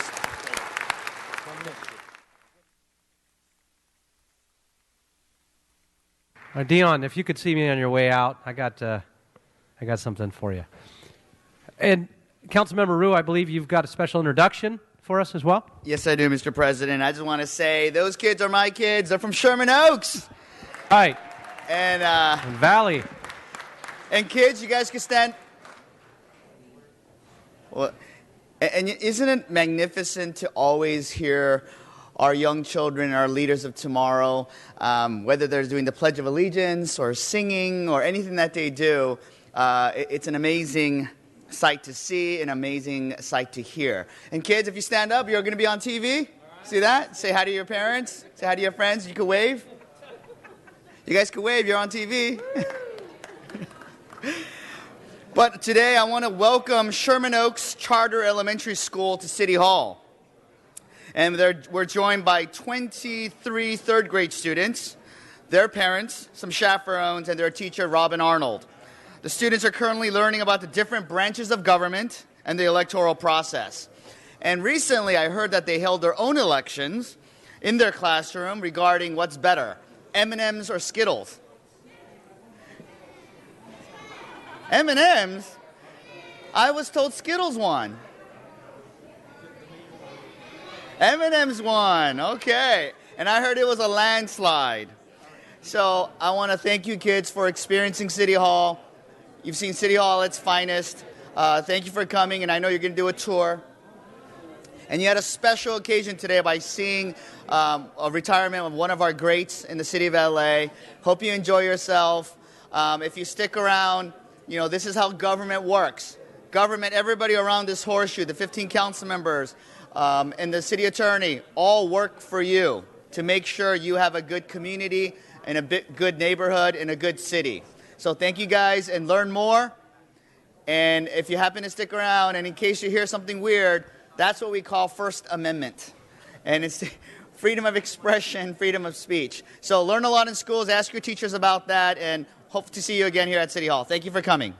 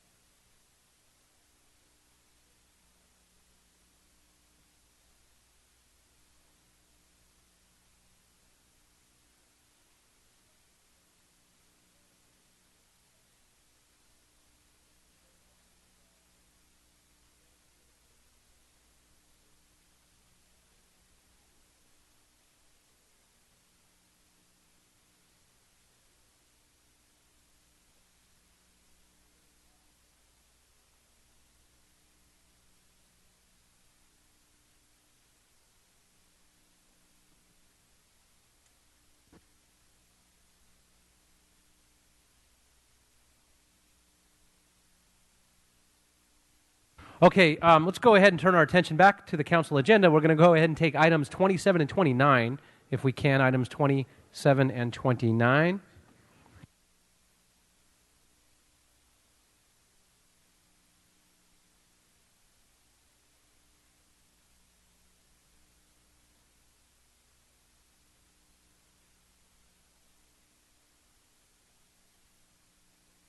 Okay, we'll go ahead and open the vote on those two items. Close the vote. Tabulate the vote. 13 ayes. Okay, those are approved. Thank you very much. Now I think we'll go ahead and go into the special meeting if we can. Very good, sir. Blumenfield, Bonner, Buscaino, Sodillo, Englander, Harris, Dawson, Weezer, Kretz, Krikorian, Martinez, O'Farrell, Price, Rue, Wesson, 13 members present. All right, we're going to go ahead and take that item up now, 32. And, Mr. President, 32 is an item for which public hearing has not been held. 10 votes are required for consideration. All right, those are approved. And now the item is before us. Without objection, we'll go ahead and take that for cards. Item 32 for cards. All right, LaKiss, followed by Tiffany Johnson, Catherine Clay,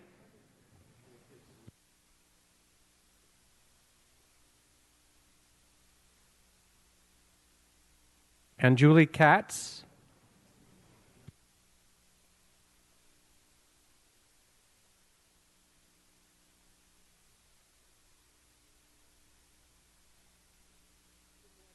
everyone.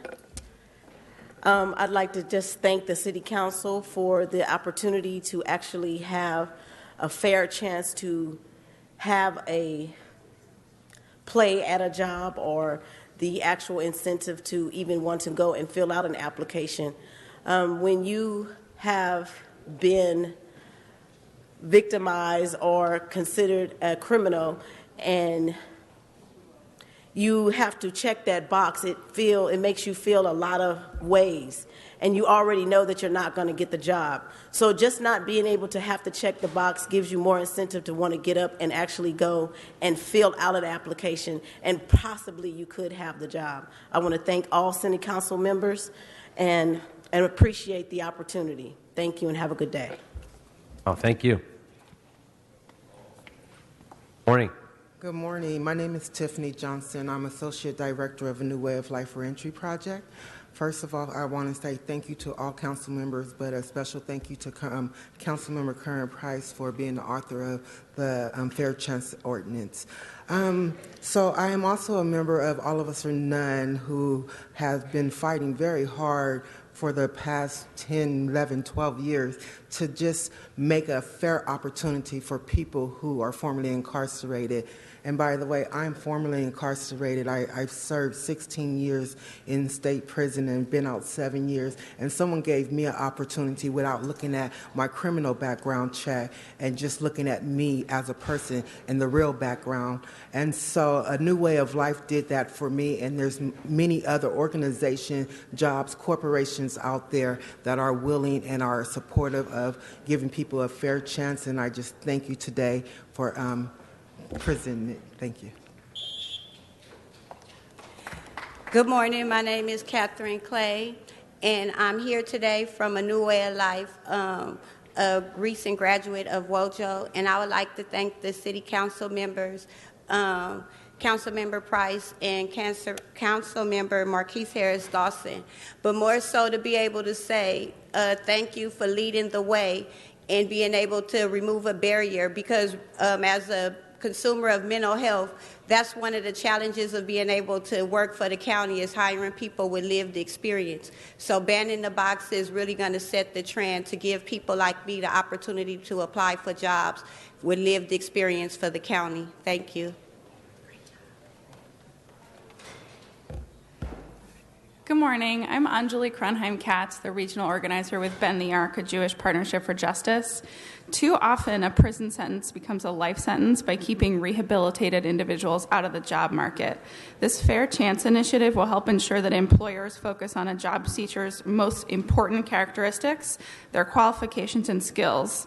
Jews understand the importance of repentance, forgiveness, and treating all members of society with dignity and respect. We really want to thank Councilmember Price and others for your support of this initiative today, and all the coalition partners that are here, like LA Voice, A New Way of Life, Homeboy Industries, Center for Living and Learning, Uber, and others. Thanks so much. Great, thank you very much. Reverend Gary Williams, Chaplain Adam Siegel, Seema Thomas, Maria Alexander, and Anthony Hunter. You can all step forward. And you can speak in any order. Just if you could, please share your name before you begin speaking. Thank you. Good morning. Good morning. My name is Reverend Gary Bernard Williams. I'm the pastor of the St. Mark United Methodist Church in South Los Angeles. I'm a member of LA Voice. We're over 55 congregations in the city. We come today in support of the Fair Chance Initiative. If you don't mind, I'd like to ask all of our colleagues, everyone that's here concerned about Fair Chance, to stand.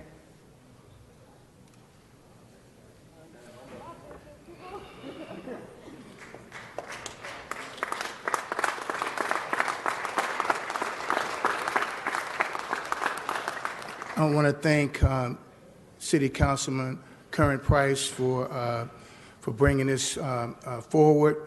Thank all of the council members here today for this opportunity. I just want to share briefly that I'm not only a clergy person that's concerned, but I'm also formerly incarcerated myself. I got caught up in the 80s and the 90s with crack cocaine, and I was Thank arrested. you. Thank you. I've got same amount of time for each speaker, but appreciate it. Thank you very much. Good morning. Morning. My name is Maria Alexander. I'm the Executive Director of Center for Living and Learning in Van Nuys, and I'm here in support of the Fair Chance Initiative as a woman who was chronically homeless within blocks of City Hall on and off for years and in and out of the county jail. We're just so in support of this.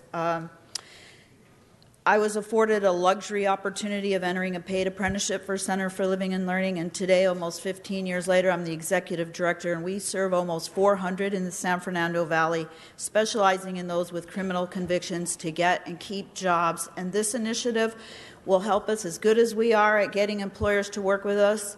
We need this initiative. There are people being excluded from minimum wage jobs and those with minor convictions who cannot further their high-paying careers. So we applaud your efforts. Thank you.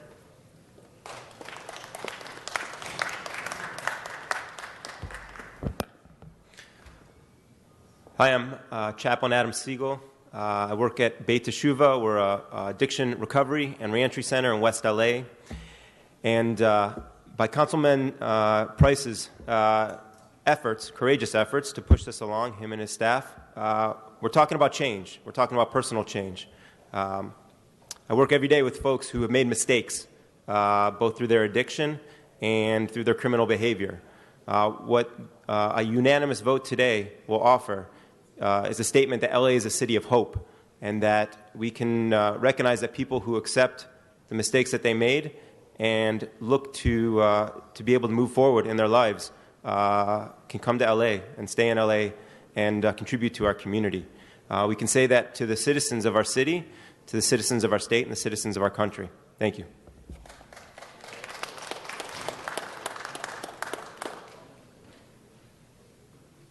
Good afternoon. My name is Kasima Thomas. I'm representing Homeboy Industries as well as LA Voice.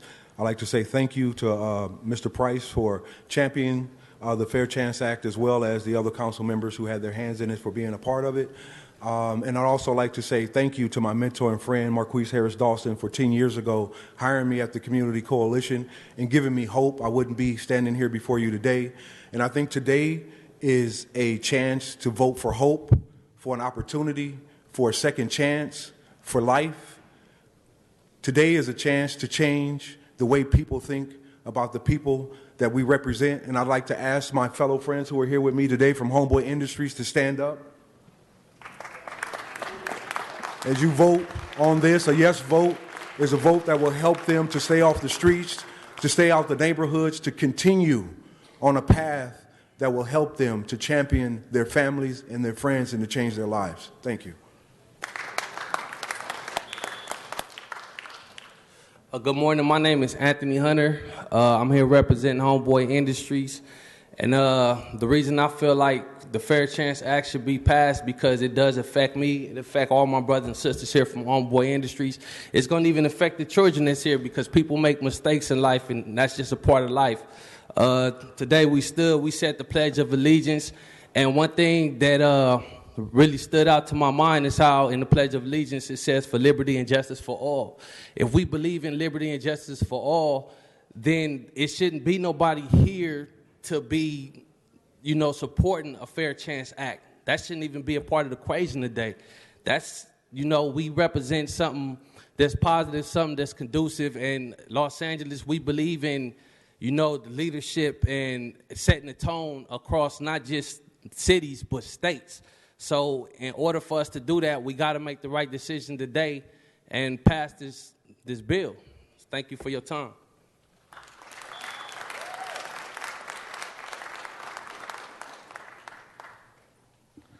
All right, now we have Mike Guerrero,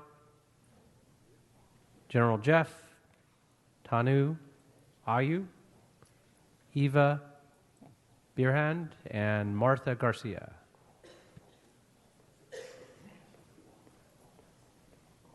Good morning. Good afternoon. Hi, my name is Mike, and I am here as a representative of Homeboy Industries. It's a wonderful organization that provides hope and support to formerly gang-involved and previously incarcerated women and men such as myself. And today I stand here before you guys in the midst of a transformation, in the creation of a new life, not only for myself, but for an amazing 4-year-old son. And what we are asking for today is it's a bit demeaning in sense for the fact that we are asking for equality and an equal opportunity for basically all mankind. And what my whole purpose today is not only to show myself, but to show individuals in this entire room that change is not only possible, but it's inevitable. Thank you.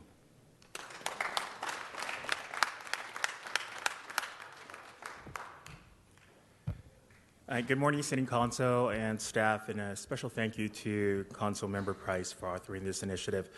My name is Tanu Ayu, and I am a member of All of Us or None, as well as the founder of Project Alofa, an Asian Pacific Islander civil rights nonprofit.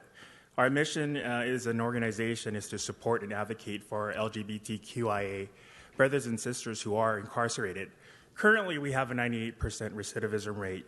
As someone who has been in and out of jail with 11 multiple felonies, I was granted an opportunity after 6 years employment with Molina Healthcare.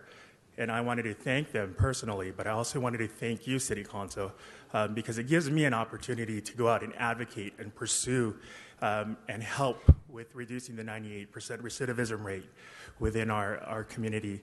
So thank you very much.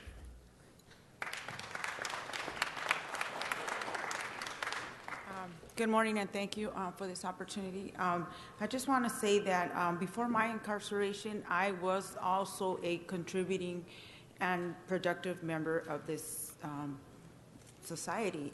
I also paid taxes. I had, legal work, and I would like to have that opportunity. I have served my time in prison for the one mistake that I made, and again, it affects my family when I can't get a job and go out there and provide the basic needs of life. And so I'm here just to advocate and just plead with you guys to please give us a second opportunity to, once again, so that I can go out there and practice the skills and education that I once have and still obtained to continue to be a respectful citizen of this county or of the states. Thank you. I'm sorry. Can I get your name real quick? I apologize. Oh, my name is Martha, and I'm representing Homeboy Industries. Thank you. Martha Garcia. Great. Thank you very much. Good morning. Good morning. My name is Ava Barrett. I'm here on behalf of Uber, and I'm here in strong support of the Fair Chance Ordinance. At Uber, we believe that our system is built on the idea that people deserve a second chance, and this is what this Fair Chance Ordinance is all about. We are very proud to support this, and as a member of the City of Los Angeles and a resident of Council District 4, I'm also personally proud that our city is moving forward with this. Thank you. Thank you very much.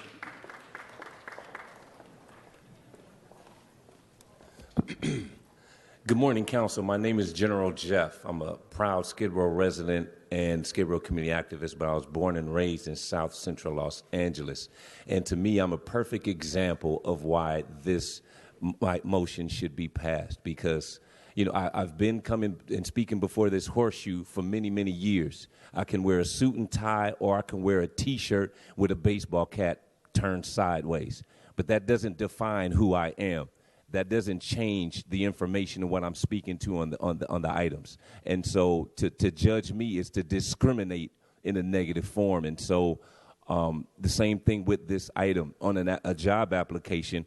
It doesn't matter about my criminal background. I should not be discriminated against. That would be a form of discrimination, and that needs to be eliminated because in the city of Los Angeles, we pride ourselves on the true diversity and opportunity. This is the land of the free and the land of the American dream. And so we need to support this and move this forward. This is a very historic moment in the history of Los Angeles. Thank you.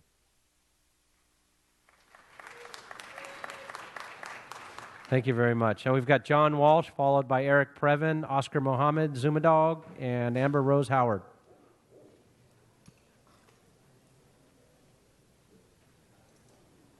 John Walsh, blogging at HollywoodHighlands.org or J. Walsh Confidential. I want to speak up for every black, every Hispanic, and every Asian with without a criminal record. Because if you're without a criminal record, this passage discriminates against you. They're going to be hiring criminals with records over blacks and Hispanics who keep your nose clean. This is racism. This is politically correct racism. And every black and Hispanic who've kept their records clean, you're not going to get the job. Some friend of these people up here who have records. We're going to turn the whole city, we're going to meld it into gangs and 100% gangs and 100% scum. Don't vote for this.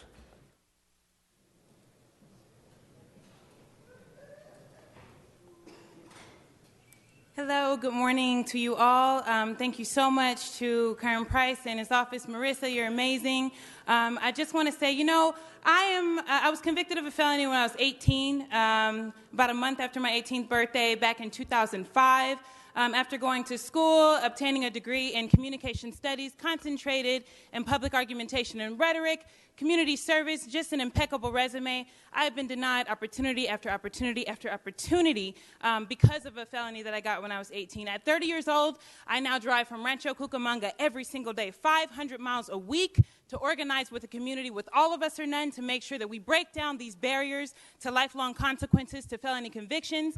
And I'm here today to say thank you. The City of Los Angeles, by passing this today, will be honoring every single person in this city who believes in fairness, and we'll be moving in the right way of justice with a long fight to happen. So thank you so much for your time, and I'm really proud to be an organizer in this city.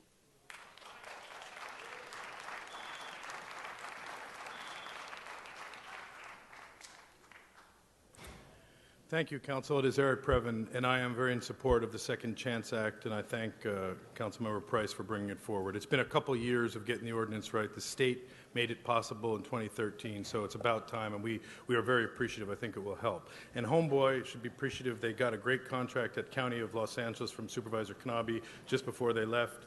He left, rather. And I just want to take a moment to ask the council and the mayor who are listening to advocate for the women of Los Angeles against a project that was pushed through with one of your Brown Act-like disruptions. You're not on the topic. Got to stay on the topic. Wasn't on the topic. This is on the jail. No, you're talking about a project I'm that was talking pushed. about banning the box, which is for felons or people who come into the community to have a chance.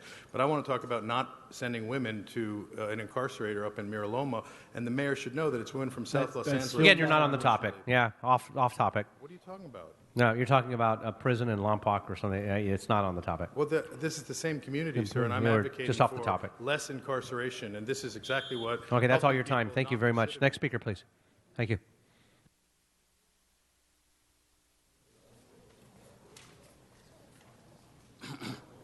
Yeah, we should bridge political responsibility. We don't have no political responsibility. But we should discontinue the grant money and the award money that the police department receive and the fire department receive, $300,000 and $400,000 every 3 months without them doing anything. It should work first and get paid later. We don't have no tax in our government. We have no tax and no balance and checks in our government. The sidewalk repair bill should not go to the homeowners. The sidewalk repair bill should go to the city, to the taxpayer. Let the taxpayer make the decision which way the money should be paid for. We need more affordable housing today. Many people are sleeping on the street like animals and dying physical. Humanity is dying. We up here playing playhouse and receiving something but we should not be receiving. All right, thank you very much. And Mr. Dog. No longer here? Okay. So that concludes public comment. So I'm going to ask Mr. Price. Yeah, it was only for the ones that had already filled out cards. Now, if you filled out a card or if you filled it out on the screen, after we already started the conversation, your name will go down on the record that you filled it out. But once we start the conversation, we're locked out on that. So, Mr. Price, to open it up.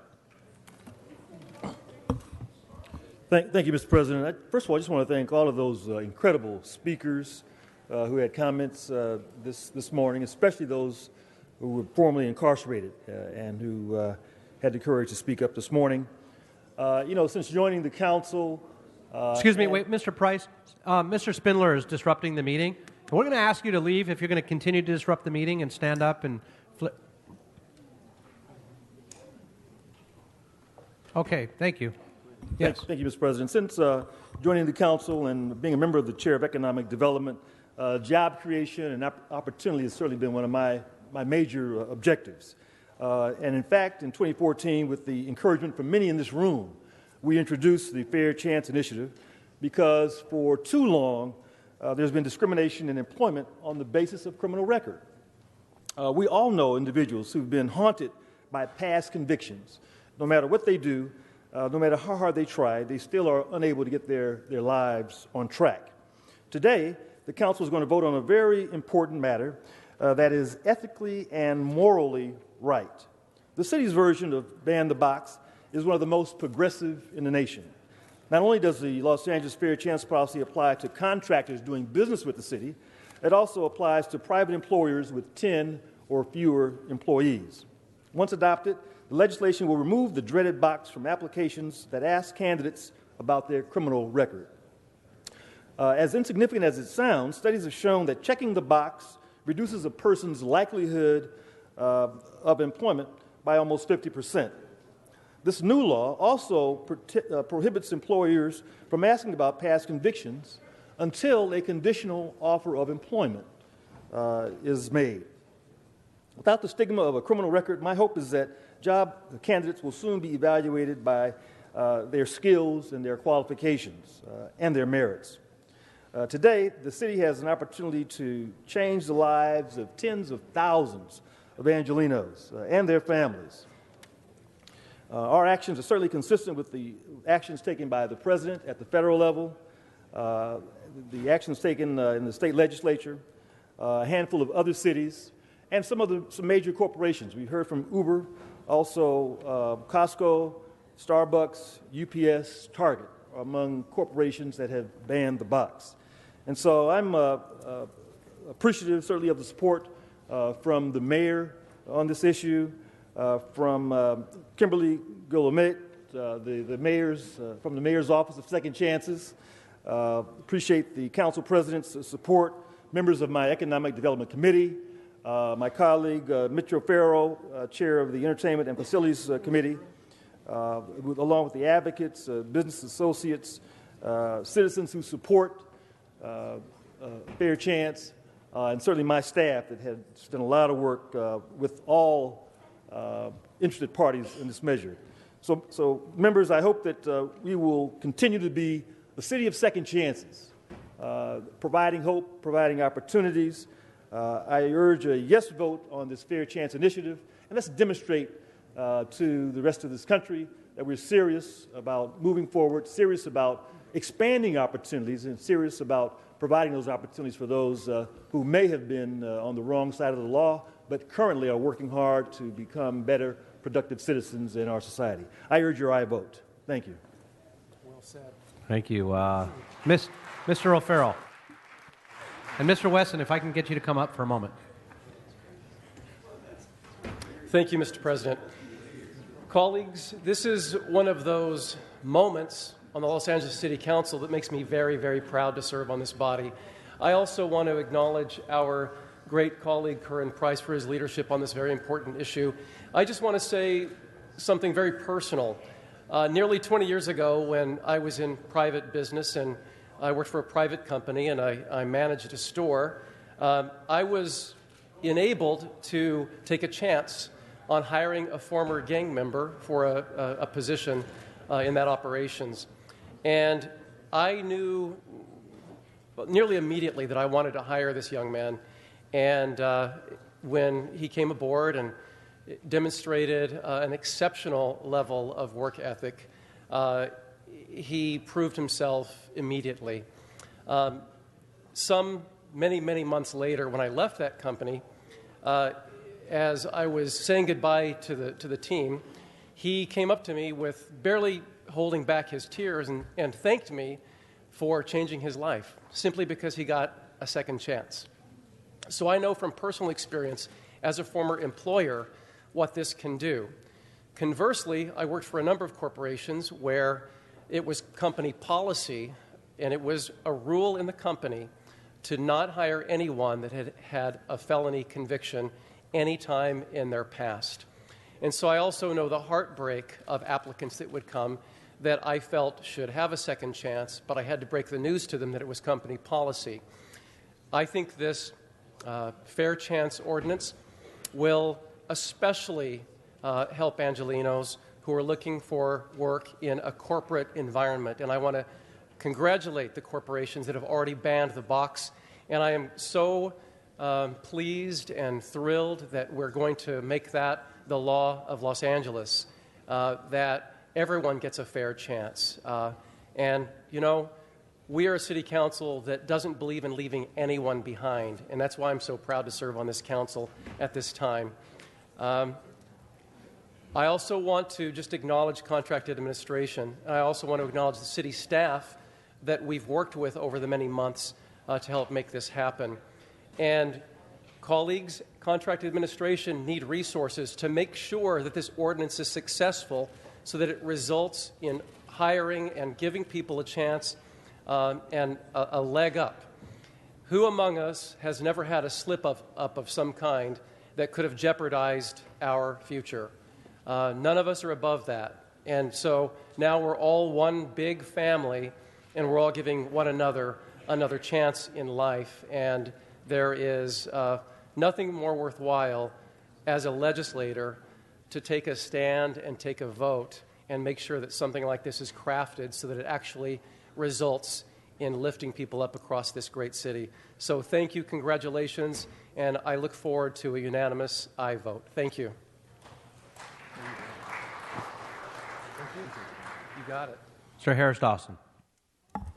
Thank you so much, Mr. Chair. I just want to rise and thank everybody who came out today to support this measure and who have been in this building on the front steps for years and years and years to make this important moment happen. And the person I like to call the quiet giant for progressive causes on the City Council, our colleague Curran Price, just continued to carry the ball till we got it to this point today. This day is important for Los Angeles and I think the nation for a couple of reasons. One, not only is it the right thing to do, we've essentially said it's not okay to have a lifetime sentence and a lifetime punishment for something that our government says, you did this crime, you served this amount of time, and then you're done. You can't, we should not endorse a system that says you can continue to be punished for that for the rest of your lives. And so we're ending that process here today. Also, I think it's important for us to note, and it sometimes can go without saying because we can take it for granted, but our justice system isn't exactly just all the time. California, we have about 178,000 people in jail. About 49% of those people are African American in a state where about 8% of the people are African American. If you ask people, when they take polls and they ask people, have you ever broken the law? About 2/3 of people say that they have. But most of those people have never gotten caught. They've never been incarcerated. And so when we take and separate our everyday lives, employment, the operations of production in our city, and we separate it from this justice system that has still got some problems that need to be worked out, I think we play a leadership role not only here in our city but throughout the country. I also want to note another important thing that I think Los Angeles will be one of the only cities that has is our Chamber of Commerce was working on this years ago, before it was popular.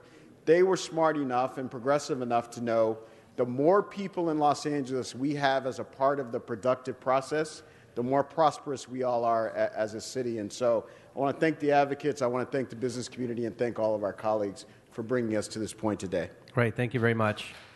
Wayne, if you're going to continue to wave your arms and flare your arms, which are in the council rules, and disrupting the meeting, you're going to be asked to leave. So that's your second warning. It's your final warning. So with that, we did have a card that I believe we had put on our screen incorrectly. It's Paul Denby. Should have been not. We had it tagged as a public comment. It actually should have been for this item. So I'm going to ask for you to come up for a minute and speak. Good morning. My name is Paul, and I'm a strong supporter of second chances. And I respect everyone that has gone through adversity and you make the choice to change your life. However, where I live, those people are not ready yet. It's a lot of crime and violence, and I'm a caregiver for my sick mother. And it's not right to live how we're living. So I'm pleading, I'm asking for help, suggestions from anyone that can help me stay safe, keep my mother safe, and oriented where we live. Can anybody help me? We can't have a dialogue with you, but for public comment, but you can certainly talk and we're listening. So. And the second issue is Angela Adams of the Housing Authority frauded my mother out of her housing. Okay, thank you. Thank you very much. With that, we'll just turn it back over to the council, Council Member Joe Buscaino. Thank you, Mr. President. Well, let me help you, Paul. Let me help you with our last person who came to speak before us. Paul, let me tell you this. This is definitely a public safety issue. What we're doing here today is giving second chances to those who committed crimes and fulfilled their obligation in either prison or in jail. As an officer with LAPD for many years, you hear me talk about this. This is another common sense solution to addressing our unemployment rate of 5.1% this last month in Los Angeles County. And to those critics who feel that they're concerned about giving second chances to others who paid their debt to society, I encourage them to visit Homeboy Cafe, just in the second floor. The best chili in the city of Los Angeles, served and made by former gang members, those who were formerly incarcerated. I also say to those critics who have concerns about banning the box, visit Local in Watts on 103rd Street, where Chef Roy Choi and Dan Patterson believed in second chances, and those who are serving food and providing for their families at Local on 103rd Street are former gang members or those working there have rap sheets. And we're saying we believe in you, we love you, we want the best for you. And those who are critics of banning the box, I encourage them to look up Harbor Gang Alternative Program, giving second chances to former gang members who are working, cleaning our communities and improving our quality of life in the city of Los Angeles through a gang intervention and prevention. Again, this city continues to lead on a number of key issues throughout this country in a time where Washington, D.C. and some folks at the state are not moving forward on minimum wage, raising the wage, or banning the box, or moving forward on key infrastructure projects. We are leading, and I'm so blessed and humbled to serve alongside this council here. So, Kern, I appreciate the work that you've done here.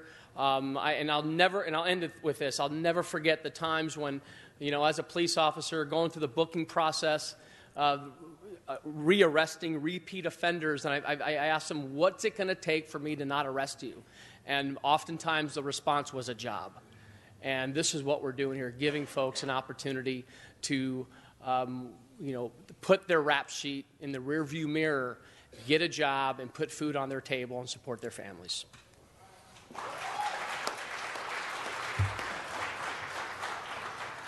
All right, Councilmember Bonin.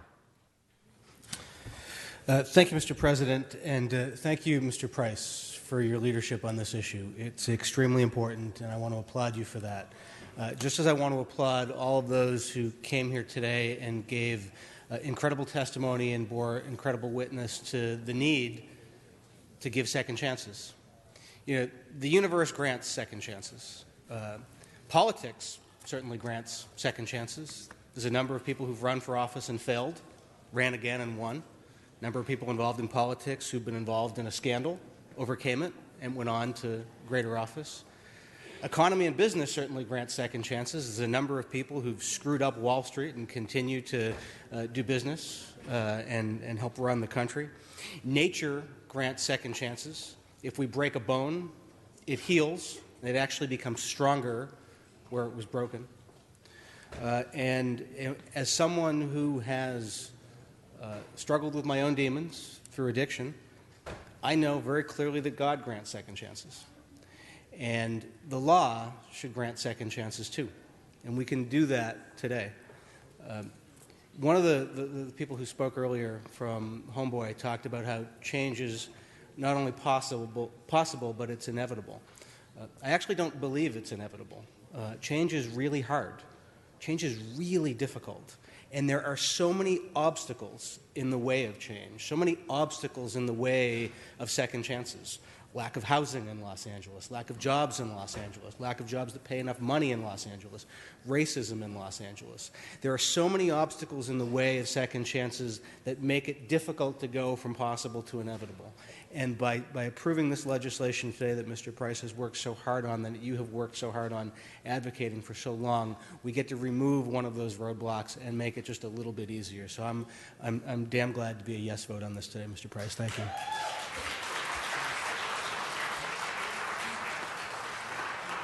Councilman David Rue.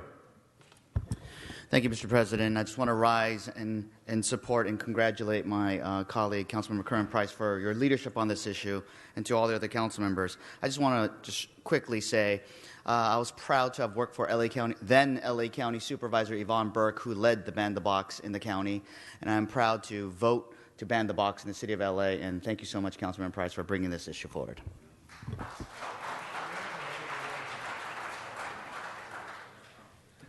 Councilmember Huizar.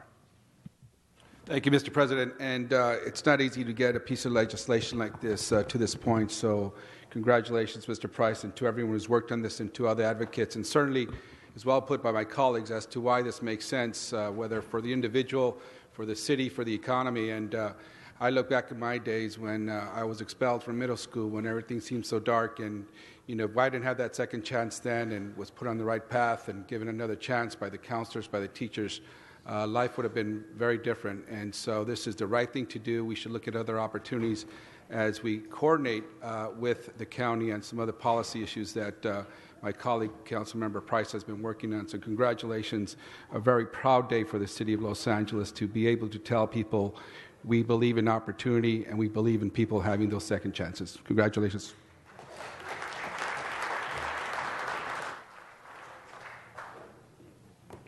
Yes, thank you, Mr. Chair. Just really, really quickly, I wanted to acknowledge in our chambers today a quiet advocate and public servant around issues of reentry and so many issues in our community. Our former senator and assembly member from South LA, Rod Wright, is in the house. I just wanted to give him an acknowledgement. Thank you for that. Seeing no other speakers on the queue, let's go ahead and open the roll, close the roll, and tabulate the vote. 12 ayes, 1 no. Okay, so that will carry over for 1 week. All right, that'll carry over for 1 week. Thank you. And that date is December 7th, sir. Okay, thank you very much. So that concludes the special agenda. We'll go ahead and adjourn the special and reconvene the regular meeting, please. Next item, please.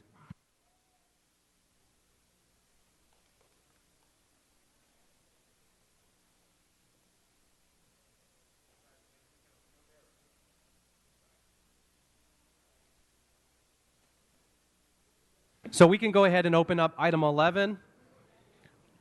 Seeing no speakers on the queue, we'll go ahead and open the roll, close the roll, and tabulate the vote. 13 ayes. That item is approved. We'll go ahead and send that forthwith. Without objection, that'll be the order. All right, next item, please.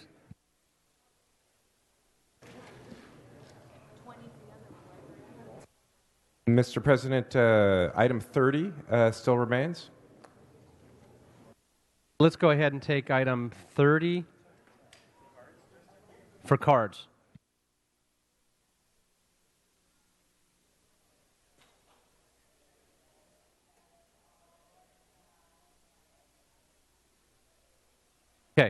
All right, let's go ahead and take Mr. Zumadog, since you're standing there, we'll go ahead and take you right now on all your items. Oh. Okay, thank you. You have items 23, 26, and 30. Oh, I also had 10 and 21. Those are public hearings have already been held on thank those. you. 23, 26, and 30. Okay, well, first of all, 23 is about tree removal. 26 is about a housing bond for oversight, and 30 is also about affordable track maps. Now, I'd like to talk about the tree removal, which sounds like an innocuous topic, but it ties into one of the reasons I'm running for mayor of Los Angeles. By the way, my name's Zumadog, and I'm running for mayor of Los Angeles. You can go to LA City Mayor 2017. And the reason the tree removal, lots of money is wasted because the city has not implemented Dr. Deming's 14 points of quality and productivity. As mayor, day number 1, I put the 14 points of quality and productivity in the mayoral office, and it's implemented citywide. And how this will manifest, let me tell an example of one time I walked out of my house and I saw a DWP crew ready to do some work with the cherry pickers, the trees, lots of people around to work. However, they said, "Is that your car right there?" Now, there was a car parked, an abandoned vehicle. I happen to know it had been there for over a month. So the whole effort was thwarted. They couldn't do the work they had to. Now, had they conducted quality and productivity, there'd be a flow chart where the parking enforcement would have put the signs up in advance that would have allowed them to tow the car at that point, allowing the crew to get the job done. Instead, they had to leave double the time, double the expense, double the waste. It's very important. Now I'd like to talk about the housing bond with affordable housing, and I'd like to say that the city needs to make I'm very big on this company, Affordable Homes for You, and if you go to LA City Mayor, LA Mayor 2017, LA Mayor 2017, you could see the Affordable Homes for You. And I believe that the housing situation with the Triple H bond is not going to be able to accomplish the goal the city is attempting as far as housing the homeless in a real way that becomes visible. So with these storage units, you can put them in parking lots, city property, you can put them on top of your $1 million skyscrapers and immediately get people off the streets. They're built, they're ready to go, they're ready to be delivered in these spaces, and I believe that the government would probably accept HUD vouchers for these. And I would also like to thank Mike Bond, and I noticed yesterday you were paying very close attention. I need the good spirit. I could tell today you've been hammered, bro, but no, I appreciate it. Also, when Paul Krikorian pays attention, I like to take cues from him because he's smart. I'm not just saying. Yes, so thank you, Paul's paid attention. Yes, I take the cues from Paul. Okay. Anyway, then we're going to move on to number 30, which is track maps. Now, the track maps is the first thing you have to do when you want to build a new $1 million luxury skyscraper condo.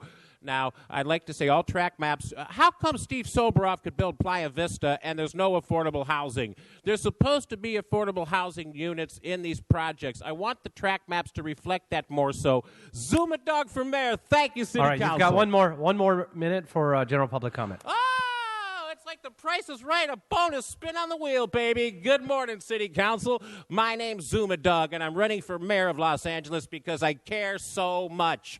You can go to LA Mayor 2017. Now, aside from the number one thing that makes me most qualified is the Dr. Deming quality and productivity knowledge, we got to talk about Eric Garcetti for a moment because I understand he's going to be running for Senate on the way to president. Now, he's already late in the game. He's running for re-election only to be sworn in on Election Day and say, "Thank you, voters. Now I have to go to my campaign offices for running for Senate." So we got the Mr. Back to Basics mayor, absentee mayor, if you ask me, who's been in Qatar his whole term trying to get the Olympics in 2024. Okay, and then he's going to run for re-election only to start campaigning for Senate. It's wrong. Do not vote for Eric Garcetti. There are other fine candidates, and I hope to be one of them. Zumadogformayor.com. Thank you.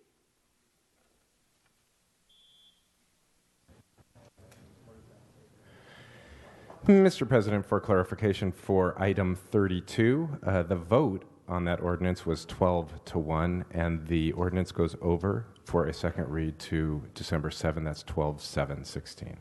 Okay, thank you very much. So with that,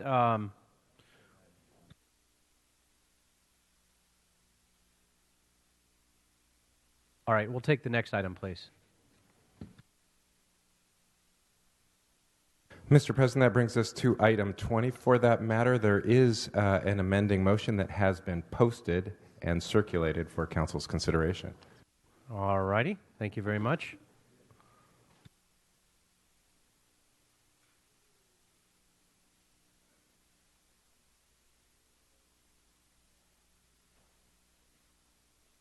Okay, I'll turn it over to Joe Buscaino. Thank you, Mr. President. Colleagues, we are today considering a number of items relates to sidewalk repair in the city of Los Angeles, but for the first time since 1973, we have a comprehensive sidewalk repair program that this city council has undertaken, and I'm pleased to partner on this effort with Councilmember Paul Krikorian, Chair of Budget and Finance. I do want to thank our dedicated city staff, the CAO, CLA, City Attorney, Board of Public Works, Bureau of Engineering, Street Services, Contract Administration, Department of Disability, Transportation, Information Technology, who've been working tirelessly to get this program off the ground. We have really beat the issue of sidewalk repair in the city of Los Angeles here in this council for the last several years. But as we know, it's been a failed policy over the course of the last 40 years. And because of the Willits case, we are now on the hook for spending $30 million a year over the course of the next 30 years to fix our sidewalks. If there's any lessons to be learned from the past 4 decades, it's that sidewalk repair must be in partnership between property owners and the city, a shared responsibility. That sidewalks and street trees are inextricably linked, Mike. Did you know that? They go hand in hand. The issue of sidewalk repair has a lot to do with our tree roots. You need me to pay attention like zoom it in? And policies that govern the maintenance of both sidewalks and street trees must consider the other. So the sidewalk repair plan introduces a sound structure of addressing sidewalk and street tree concerns for decades to come. And one of the elements of the program that I'm most proud about is the rebate program. We know that the rebate program does work. It's been really effective back in the early 2000s. But it demonstrates a true partnership between the property owners and the city of Los Angeles. And for the next 3 years, on a first-come, first-served basis, residents who repair their own sidewalks can apply for a rebate to have the city cover half of the cost, up to $2,000 per fix for residential and $4,000 per fix for commercial. So with the rebate program, repairs can happen immediately while the city completes an environmental impact report and develops its comprehensive fix and release program citywide. So thank you, Mr. Krikorian. Thank you, colleagues. I know together our 2 committees have really worked together in collaboration in putting forth a comprehensive sidewalk repair program, and to our collective staffs. I know Matt and Dennis have really tackled this issue. Really appreciate the work that you've done. Ask for an aye vote moving forward. Thank you.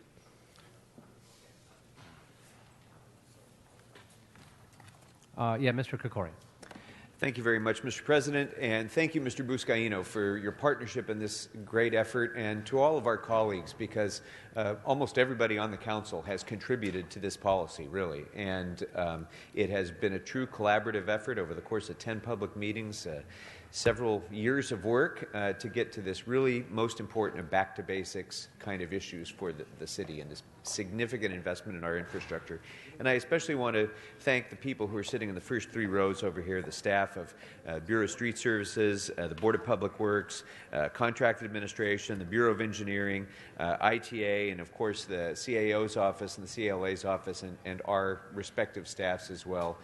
This has been the kind of detailed, forward-looking, visionary policymaking that really will make a difference for generations to come. So thank you, Mr. Buscaino. Thank you to the members of the Public Budget and Finance Committee and the Public Works Committee, and I respectfully ask for your aye vote.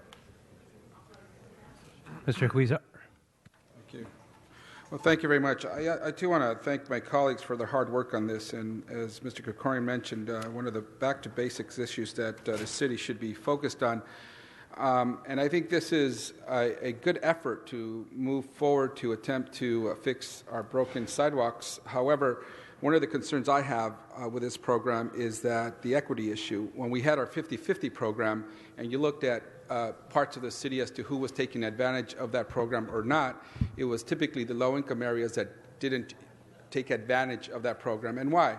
Either because people who live in low-income areas and own property can't afford to fix the sidewalk and put in the half of the money that it takes, or you have absentee landlords who would not care whether those sidewalks are fixed or not and not take advantage of the program. When you looked at the data back then, you saw it. It was pretty apparent. Low-income areas, and I think the data that was more available to us at the time was by council district, and those council districts with low-income areas did not take advantage of the program. So while this is a great program moving forward, I am concerned, however, that we'll have the same results as we did with the 50-50 program. This program will enable to have a rebate. And so I would like to support this because we have to move forward with something, but I do want some report backs. And one is it possible to have some type of lifeline program like we do, the gas company has, the DWP has, for low-income residents to either have a higher rate of rebate program back to them, or a scale, or something where they assist low-income areas to take full advantage of this. The other thing is just a simple report back on whether that equity issue and what are the results that we're getting so that the council sees this and the council is able to see if we need to make adjustments based upon who is taking advantage of this or not. Because at the end of the day, if this program is successful, and we hope it is, we hope that it's successful for everyone and that low-income areas, given that they're most likely in areas that have some of the oldest infrastructure and the biggest needs, are going to again be left behind, even though we had a great intent to do this. So I'd ask for the report backs from our staff, and if they could go to the Public Works Committee and Budget, or just Public Works? Yep. Public Works Committee. Yeah. Thank you. All right, Mr. Koretz. Thank you, Mr. President. I think this is a great program. I'm looking forward to us finally addressing our terrible sidewalks throughout the city. I do still have one concern, which is about our tree canopy. UCLA did a study in 2012 and found that we expect 4 to 5 times the extreme heat days that we have now. I fear even if we replace our trees 2 for 1, taking out the number of mature trees we're talking about, that we will have some real difficulties and that we'll ultimately cook ourselves. We also do not yet seem to have funding or a commitment for the second tree, even though we're talking about doing a 2 to 1. So I want us to be very focused on that as we move this forward. I'm not sure if I'll be around in 2050, but I'm not sure we want to leave that kind of result for the next generation. So let's be focused on tree replacement and avoiding removing mature trees wherever we possibly can. Thank you very much. Do you want to speak? Yeah, that's fine. Okay, Mr. Buscaino. Okay, and just to respond to Mr. Weezer, I gladly accept that as a friendly amendment. And that was, Mr. Krikorian and I, through our citywide committee meetings, heard loud and clear of the equity issue. Keep in mind now, the city is on the hook for fixing every failed sidewalk in the city of Los Angeles. There will be a 3-year startup. Environmental impact report will be done. And the reason why we need an EIR report is to ensure that we have a program in place that we can get to these fixes as soon as possible. So for those who don't want to wait, within the next few years, we're encouraging them to, apply for this rebate program. And the more sidewalks that we fill, the more sidewalks will be fixed through the rebate program, the more will be freed up to those folks who cannot afford it and get there as soon as we can. And I know some of our colleagues had issues or questions about why is it going to take 30 years. I think Mr. Krikorian and I can say this is not going to take 30 years to fix your sidewalks. We're going to get there as quickly as possible. It's just we are obligated. We have to spend those dollars with $1.4 billion over the course of the next 30 years. So it's our commitment to get to your sidewalk as soon as possible. Do you want to address any more of that, Mr. Krikorian, or we're good? I just fully support the reports back on the equity issue. I would just note that one of the distinguishing factors between this and the 50-50 program is under the old 50-50 program, you either got that or you got nothing. In this case, the rebate program is part of a comprehensive sidewalk repair policy. Every single sidewalk in the city of Los Angeles is going to be fixed by this program. So the rebate opportunity is just to expedite initially those who would like to get started right now, pending the further EIR on the larger program. And then the second point I'd make is that on the larger program, we already have equity built into it. Because of the demand-based portion of this, which is going to be comprehensive across the city. It's where the need is the most throughout the city, and each individual council member will have the opportunity, as we do with street repairs and other things, to prioritize those areas that are most important in each different part of the city. So in the larger program, equity is already built in. On the rebate program, I certainly welcome the reports that you've requested, Mr. Weezer. Oh, I'm sorry. Go ahead, Mike. Thank you. I'm glad to support this. I was glad to serve on the Budget and Finance Committee when we did the joint hearings. I was really glad to see the committee come out to various parts of the city and get testimony. I know we had huge turnout in my district. Wanted to just tease out something that Mr. Buscaino mentioned. A concern we hear a lot is about the 30-year time frame and how we can make it quicker. There was a lot of discussion in a lot of the hearings we did about finding ways to make it happen faster in 15 or in 10 years, perhaps bonding against some of the future expenditures. And I'm just wondering if there's a mechanism built in, or if we can get a friendly amendment to ask CAO to report back within a certain period of time to Budget and Finance Committee on what the continued options are to expedite. Yeah, absolutely. Cool. Thank you. All right. And lastly, if I may, Mr. President, it was important for us to come to you, ask for your vote, but most importantly, ensure that the program is live. So beginning tomorrow, if we do have approval here, we encourage everyone who's interested in this rebate program to get online at www.sidewalks.lacity.org. Is that right? I'm sorry. Sidewalks.lacity.org. Thanks, Gary Lee Moore, our city engineer, and our IT department for putting together the website. Again, sidewalks.lacity.org. It'll be live beginning tomorrow if we approve this. All right. We get unanimous. Now we're going to look at a vote in 1 second, but I just wanted to say a few words as well on this, if I could. This is an issue that has been debated in these chambers beginning in 1908. Then again, over those years, in 1925, and then again in 1932. Then when the Fed stepped up and started funding and then defunded, again in the 80s, and then in the 90s, and now this council.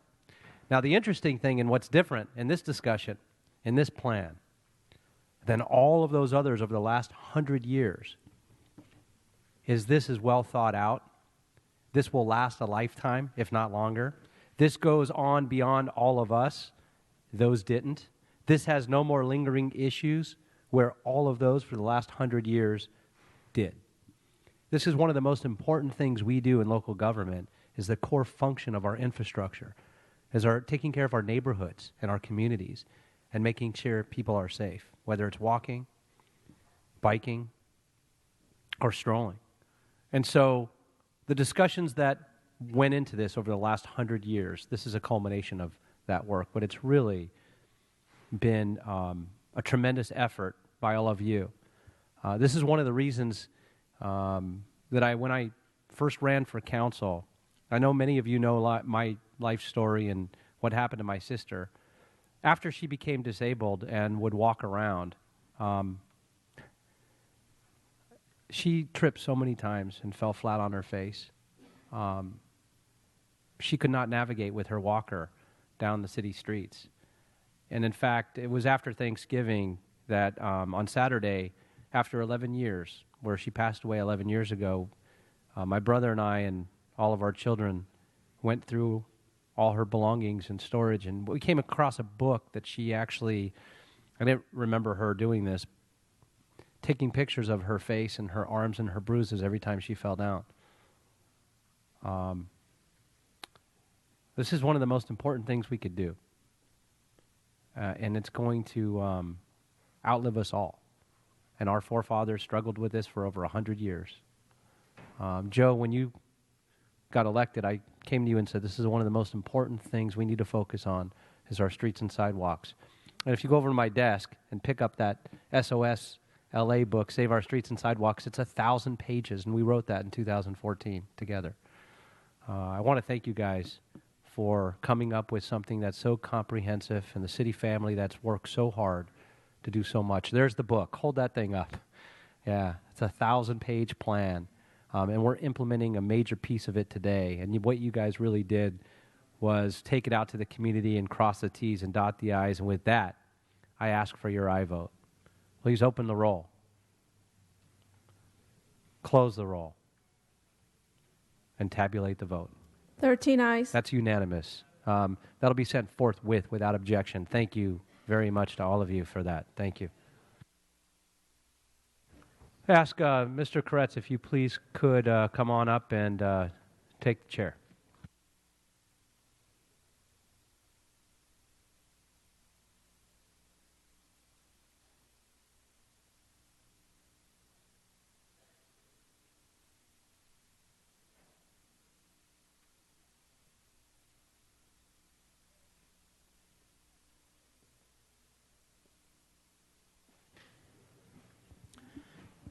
All right, we're going to call Mr. John Walsh up for items number 10, 23, 24, 25, 30, and item number, that's it, plus general public comment. So you'll get 3 minutes plus 1 minute for general public. John Walsh, blogging at HollywoodHighlands.org, tweeting at HollywoodDems. If you look at number 10, we find out the population in the city of Los Angeles has grown by 1.27%, 1.25%. California has grown by 5.37%. In other words, we're dying and the state is growing. That's what it is, folks. You don't see that in the Times, do you? Where they're trying to sell advertising space. Number 24, street services. Street pruning is horrendous. And remember, if you live in a black or Hispanic or Asian neighborhood, you don't get this kind of street pruning you get in my grandfather's neighborhood. In other words, in a Jewish neighborhood. You're getting crap. And this is gang reduction. Yeah, that's right, street pruning and gang reduction. That concerns the same thing. That's the same thing. Number 23, replacement policies, urban forest. What the heck is an urban forest? I don't see any urban forest here in LA. All I see are trees that are falling apart. Number 30. Okay, these final maps, take a look at these final maps, because what these maps show are their plans for the future. Now, originally the plan was just to take all the black and Hispanic neighborhoods, but they're all gone. So now they're going to take our neighborhoods, our Jew neighborhoods. They're going to take our Jewish neighborhoods, and they've got Rabbi F hire, Rabbi for hire. They bought their own rabbi, and they're going to screw your neighborhood. And if you believe that they're not going to screw your neighborhood, take a look at these maps. These maps show you what they want to do. And if you believe these people up here, then you believe anti-Semites, politically correct anti-Semites. They've moved west of La Brea. They're going to take your neighborhoods. And if you think because that they're not going to take your neighborhoods, just keep quiet and trust your phony Jewish relatives up here. And now I'm going to go into public comment.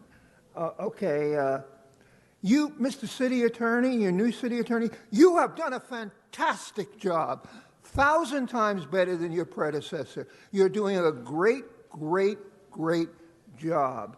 And I'm telling you right now, discriminate against, if What we have done now is if you don't have a criminal record, that doesn't mean anything. It doesn't mean it doesn't help, because now anybody who's rapists, scumbags, who have a criminal record this high, they don't have to check. They can lie. They don't have to check the box. They're going to get the jobs. White people. I want blacks and Hispanics and other minorities to realize that what they did today is so that white people who have criminal records, and they do exist, no longer have to check the box. So they're going to get the jobs over minorities because of these scumbags up here.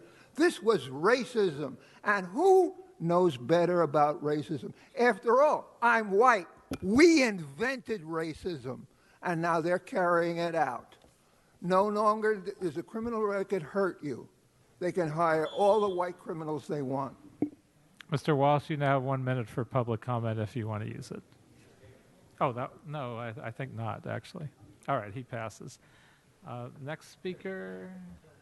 Mr. President, at this time, we could vote on item 30. All speakers have been exhausted for that matter. All right, let's do that. Let's open the roll on item number 30. Close the roll and tally the vote. 12 ayes. Thank you. And now the next speaker will be Mr. Wayne Spindler.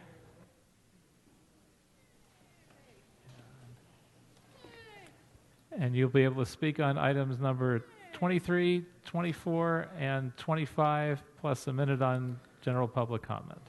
Yay! And for the record, I signed up on the special at number 32, so I'd like another minute for that. So, what do we have here? Everybody's gone. And they called the puppet to speak last. The power of the puppet. The old powerful puppet. And now we see we have liens. And again, now, Mark, as you know, the month of November is ending. If any of you have a lien in CD number 8. Mr. President, he's not speaking on one of the items he signed up for. I believe he signed up on 23, 24, and 25. Please stick to the items that you signed up for. Otherwise, you'll have to move off the podium. The city attorney knows I'm a puppet. Now, so when you talk about trees and the urban forest, yes, is that good enough, Dion Jr.? Okay. So when you talk about the trees, the Councilman Koretz is correct. He knows it's a scam. He knows you're going to kill all the trees, so you don't have to trim the trees. See, you have to pay $3 billion in 30 years for the cracked sidewalks. One way you do it is kill all the trees. Then you don't have to maintain the trees for 30 years. Saves $400 to $500 million. The rest of the money will be stolen from commercial property owners who will have to pay for sidewalks. And then this fraud will be amortized from MICLA, the Municipal Investment Corporation of Los Angeles, on junk bonds. So that's how you settle cases in the courts. And then, of course, another nice thing that we have on our schedule, we have a nice closed session item that we're going to settle, because what you did was the DWP initiative of a transfer of $220 million a year. And again, the speaker did not sign up for number 31. Mr. Spindler, I'm going to give you this last warning, and then we'll have to remove you if you keep varying off topic. Oh, that's too bad. Okay, well, we'll just talk about the theft and this sidewalk scam. So, again, if Paul Koretz wants to have trees in his later age, if he wants to sit underneath a tree, save our fucking trees, because they're going to cut every one of them down. Kevin James meets every 3 days a week, killing hundreds of trees every single week. Now you have 1 minute on public comment. Yes, I'll just note the the reason of my lovely arrest on May the 13th. And as you know, finally, the voters have taken your DWP so-called reform. They have turned it down. And one of the things you did with the late Felipe Fuentes before he died was that he put an annual transfer of money in the same proposition as a so-called reform. And people sued you because that's illegal. Under the California Constitution, under Proposition 26, you can't do that. So that's the reason why Herbie and your former city attorney told them to falsely arrest me and charge me with a fake felony to discredit what I was saying at the 10 meetings I attended into the field. Wah, wah, wah. Well, the voters turned it down. But now, on these nice attorneys, when you go in there, pay them all their legal fees, fuck this city, sue this city into oblivion.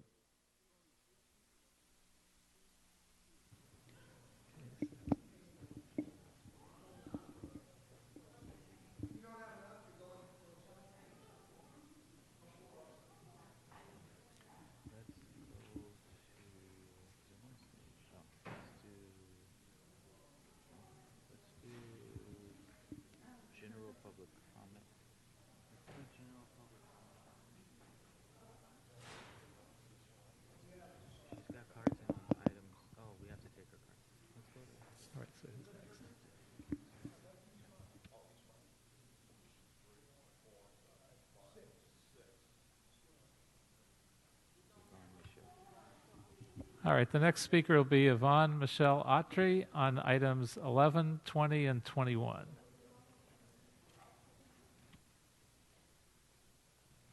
And item 10 as well.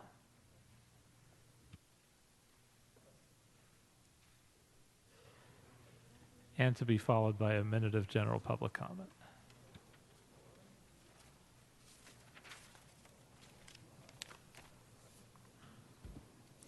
Well, what I think about the sidewalks is that the residents should, or the homeowner should not be liable for the repair. I think the city should.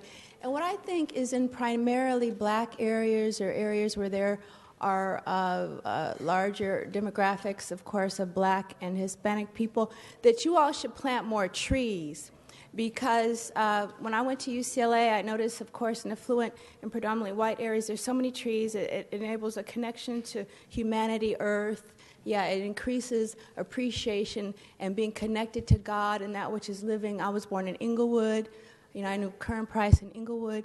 And in Inglewood, everything is cut down. It's bald, it's cement on purpose because it disconnects a lot of those young people who are being encouraged in the civil engineering to join the gangs. It kind of disconnects them from the brothers and other people in the community, right? Because the visuals and the colors and the trees are very important. That's why one of the reasons God created them. And I noticed that in black areas and poor areas, of course, there are fewer trees. It's not as beautiful as in the predominantly white and Jewish and affluent areas. And that's on purpose because then they're more prone to, I think, feeling more angry, violent, and disconnected from the living other people, humanity, the earth, Mother Earth, and their own souls, okay, because it's all concrete. That's so subconscious and unconscious. But you all know, read a book called Schooling in Capitalist America by Bowles and Gintis. It teaches about the hidden maintenance of the status quo, white supremacy, and the hidden class structure. This is why we continue to appear here, because we are incriminated and or demonized and exposing that this is a very real class system. The budget is coming and allocation of funds. I'd like to encourage you not to recreate or to continue to create a police state in spite of Trump and his threat to Mr. President, the speaker is off of the item she signed up to speak on. Is this public comment as well? Not Wait, yet. You can I go thought to this was public comment as well. It's not general public comment. Okay, my mistake. I thought this was included in this time. So this was 11 and 12. So again, if you could just remember that any allocation of funds, I think the city should be liable in paying for that in beautification of downtown Skid Row, again, black, brown, predominantly areas where there are demographically predominant people of color, to encourage more of a positive and healthy predisposition for maintenance or raising the standard of living, not just, again, in predominantly white and Jewish neighborhoods, because this is institutionalized racism. It's even environmental terrorism. So is that on the comment, Mr. City Attorney? Is that relevant? I hope so. Now you have 1 minute of public comment if you want it. Alan? Now, is this general public comment, sir? Yes. Thank you so much. No, I'm sorry. I'm not going to be a rude person. No, we're going to maintain our decorum. What I'm saying is that, and also for the public comment, I would like this on the record, the targeted individuals, those of us who are still alive, who are exposing the injustice perpetrated by the city and the county and the federal government. There was a naval officer who exposed a federal-funded program to torture Americans with electronic weapons. This man was named David Voigt, and he was recruited, or he joined this program financed by the federal government, the Navy, in development of these secret electronic weapons to torture civilians. Right, and he went online, posted, this is proof that this is really happening. So we're not 5150, we're not all bipolar, manic depressive, schizophrenic, psychotic, paranoid, or delusional. And I do not want the city's funding or this money to go towards exterminating certain people, because these weapons are hidden, in putting us in the trash and engineering a homeless population for you to commission your police to exterminate us in the street and covering it up, because we're still alive to expose it. Sorry, your time is up. Thank you. If we could now vote on item number 10, if we could open the roll, close the roll, and tally the vote. 12 ayes. Thank you.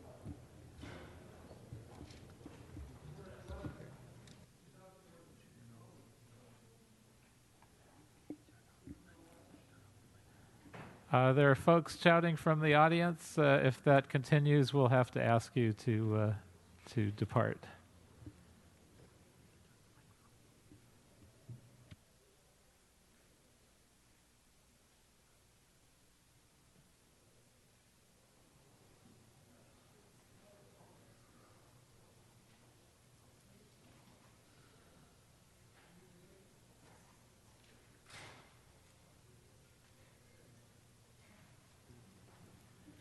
Okay, now we're going to go to just general public comment. If we could begin with Oscar Mohammed, you'll have 1 minute on general public comment. Is Oscar Mohammed present? There he is in back.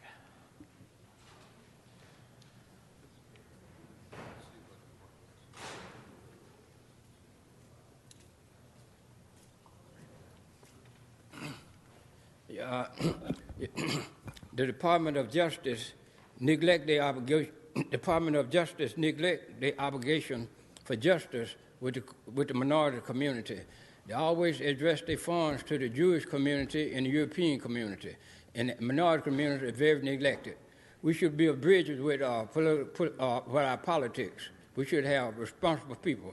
We should form a very responsible society. We should have self-responsibility in America. We should try to find a way to help the homeless, to help the needy. And many people on the street are just deteriorating in Los Angeles, dying across Los Angeles daily without anyone to come to their aid. We need more affordable housing. We should end the black America that's living on Skid Row. But it seems like year after year, the black America that's lived on Skid Row without any accountability from our leadership. We should have better leadership in Los Angeles. Thank you. Next speaker will be General Jeff.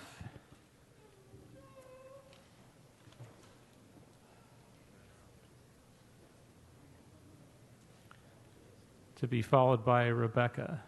How much time do I have, sir? You have 1 minute to speak on general public comment. Thank you. Good morning, City Council.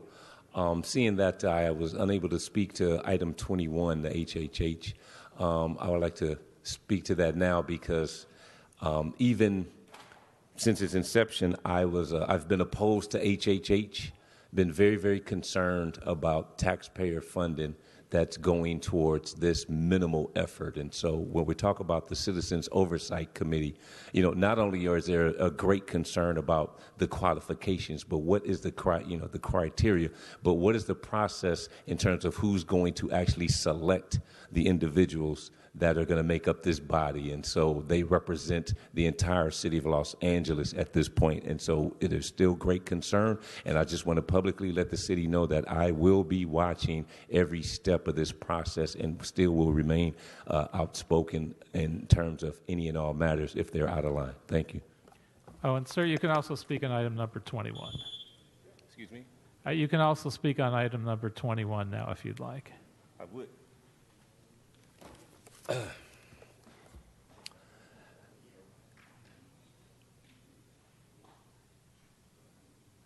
Thank you.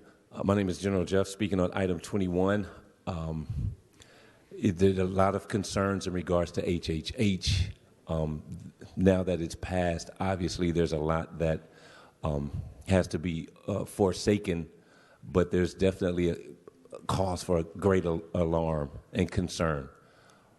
We're not sure that all the processes have been vetted through in its entirety in a way that it's feasible for in the best interest of the city of Los Angeles for the Angelenos. And so I just want to be on record as saying that there are those of us that still oppose this process. We don't have enough time to get into specifics, unfortunately, but there are still some great major concerns that have not even been discussed and put on the table that we will be bringing before this council as the process continues. Thank you.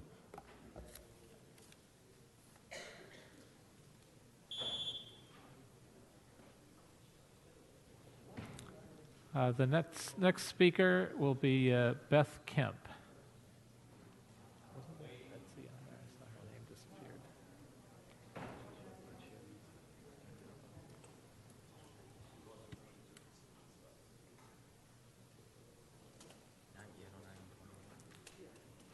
Beth Kemp apparently is not here.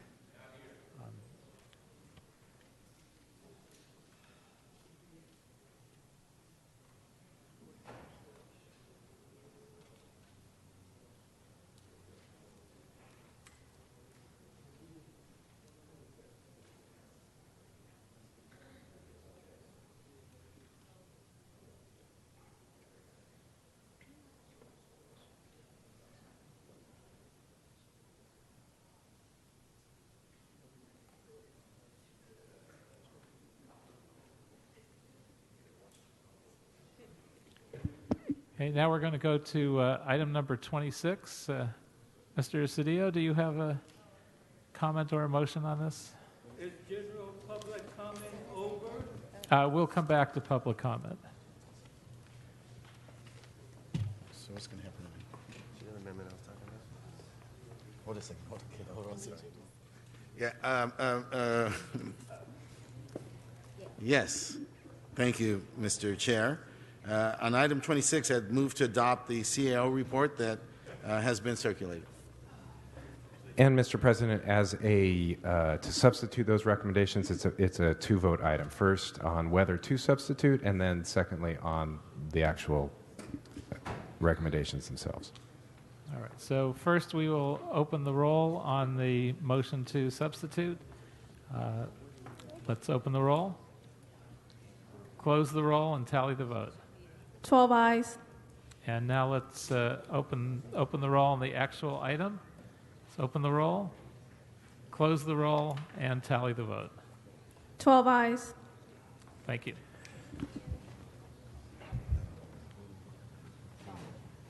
Oh, Bobby.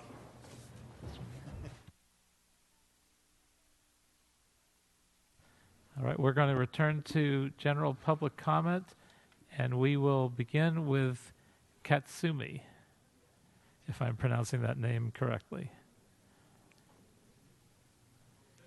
Mr. Katsumi? I know. That's why I came to get you, sir. I'm speaking as loud as this microphone will allow. I need more than a minute. Sorry, you're only allowed a minute, sir. On the Oversight Committee on Proposition HHH, housing, homelessness, and hope, the majority of the committee of 7 must be community activists for the homeless. At least one should be from LA CAN, Los Angeles Community Action Network, who our human rights organization has long been promoting housing for Skid Row homeless people long before Mayor Garcetti's statement on the emergency crisis of the homeless.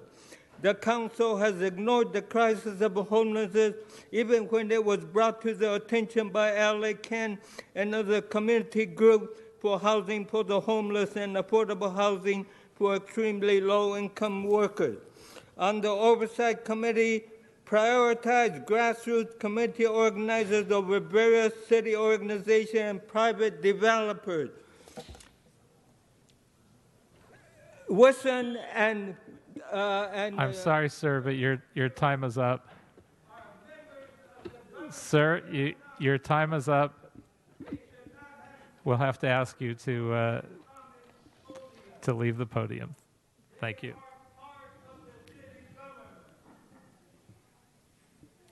Next speaker is Rebecca. Is Rebecca here? Sir, you're disrupting the meeting. If you do it again, we'll have to ask you to be removed. Rebecca going once, Rebecca going twice. Next speaker will be Brian Barajas. Is Brian Barajas here? There he is.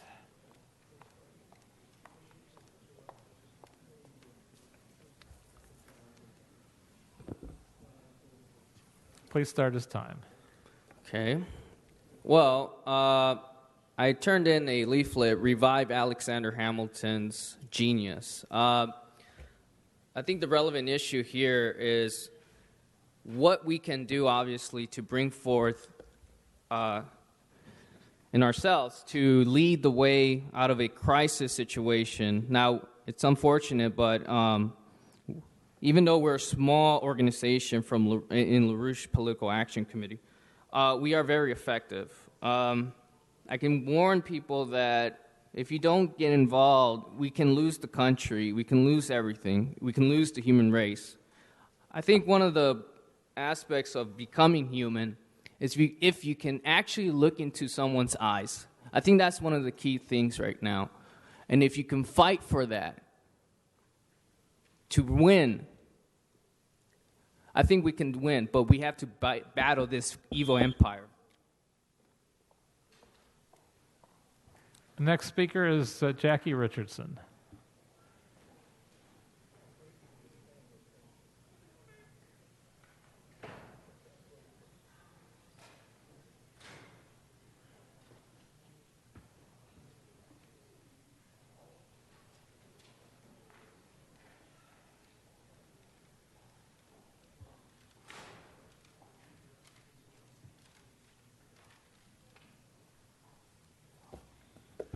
I demand a recount of the vote, Los Angeles County. Why? The Russian people are a hidden presence in Los Angeles County. Are they allowed to vote?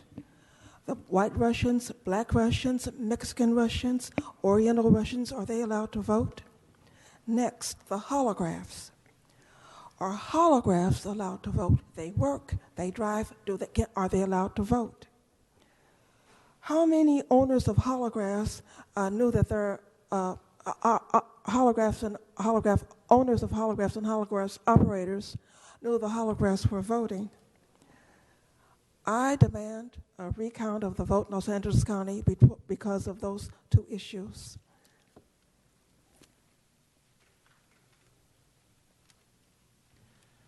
Thank you. I believe there was also a Paul that requested to speak, but I don't believe he is still in the audience. And so there are no more speakers under general public comment, so general public comment is closed.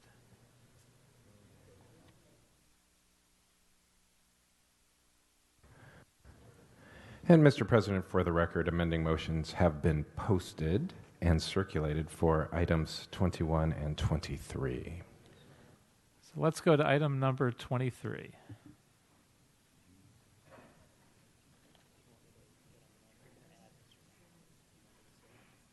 Yes. Before we begin, Mr. President, on item 23, Mr. Mohammed spoke before there was a substantive amending motion, so we should give him an extra minute if he wishes. Okay.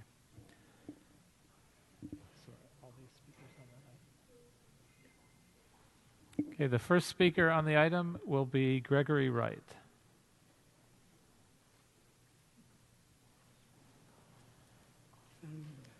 Hello, my name is Gregory Wright. I live in Sherman Oaks. I'm a member of the Sherman Oaks Neighborhood Council Green Committee and also the Neighborhood Council Sustainability Alliance. I live on Riverside Drive. Back in May, a huge, grand, beautiful Tipuana tree was destroyed for a very minor sidewalk fix.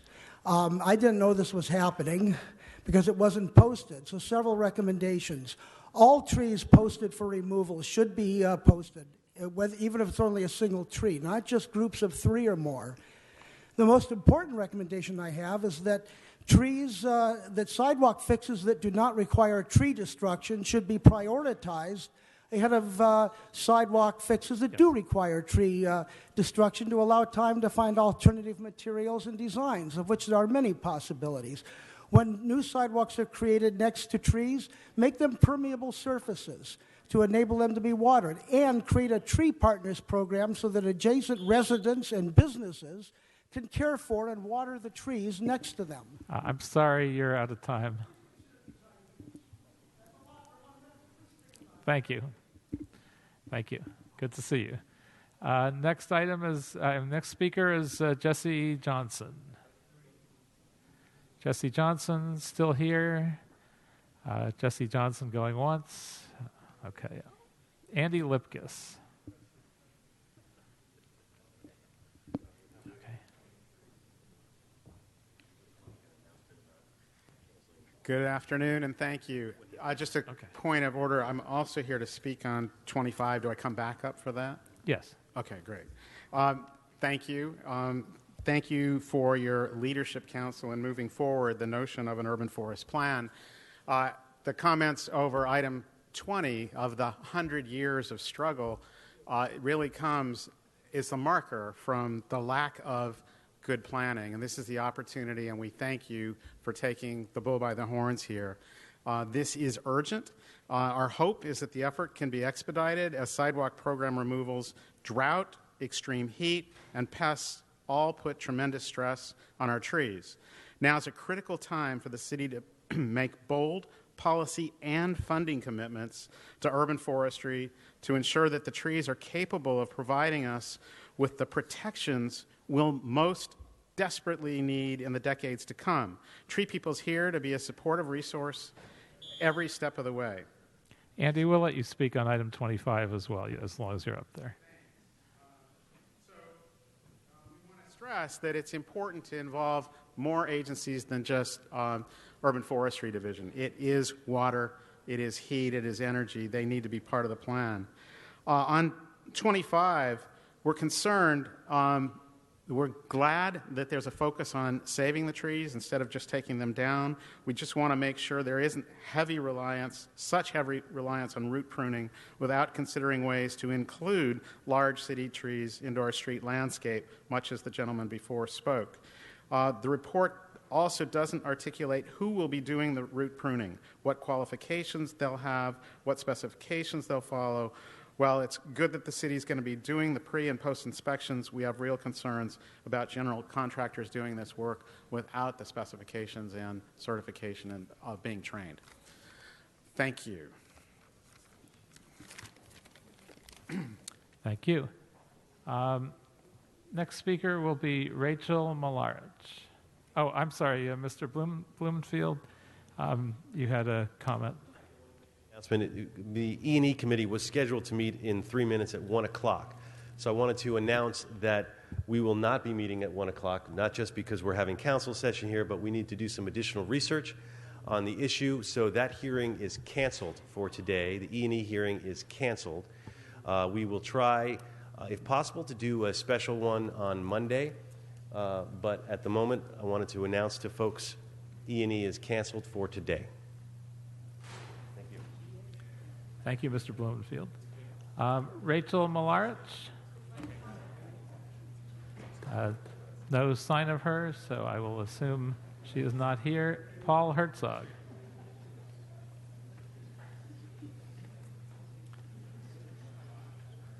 Hi, thank you very much. I'm Paul Herzog. I'm National Coordinator for Surfrider Foundation's Ocean Friendly Gardens program. I just want to echo the idea of supporting a second tree being planted in a timely manner. Surfrider is part of a stakeholder group that seeks to use every opportunity to achieve multiple benefits. I wanted to also speak on item 20, but obviously wasn't able to. But I think it's important for the incentive program to give people the opportunity to cut their curb and use green infrastructure to water the trees. Part of the reason why you're getting street tree uplift is because the trees are searching out water from the parkway and from the landscape where they get shallow, frequent water. So they're rising up to get that. If you were to cut the curb, trees would get water from rain that sinks down into the soil.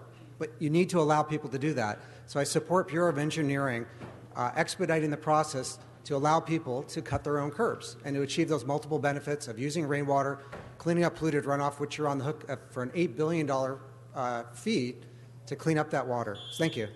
Thank you. Next speaker will be Joanne D'Antonio.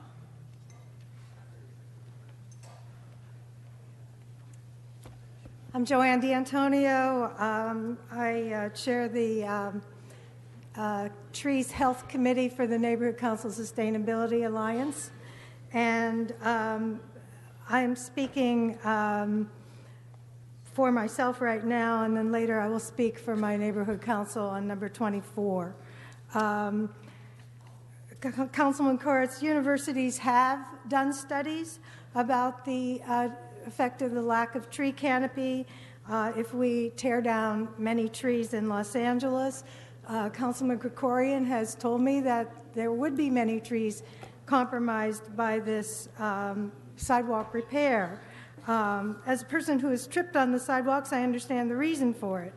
But at the same time, I think that we need to involve blocks, communities, because if a tree is about to go down on a specific street, it could be that the homeowner in front of that tree, can I speak on more than one? No, I think your time is up on this one. Yeah, we will call you when that comes up. Thank you. Lindsay Nolan?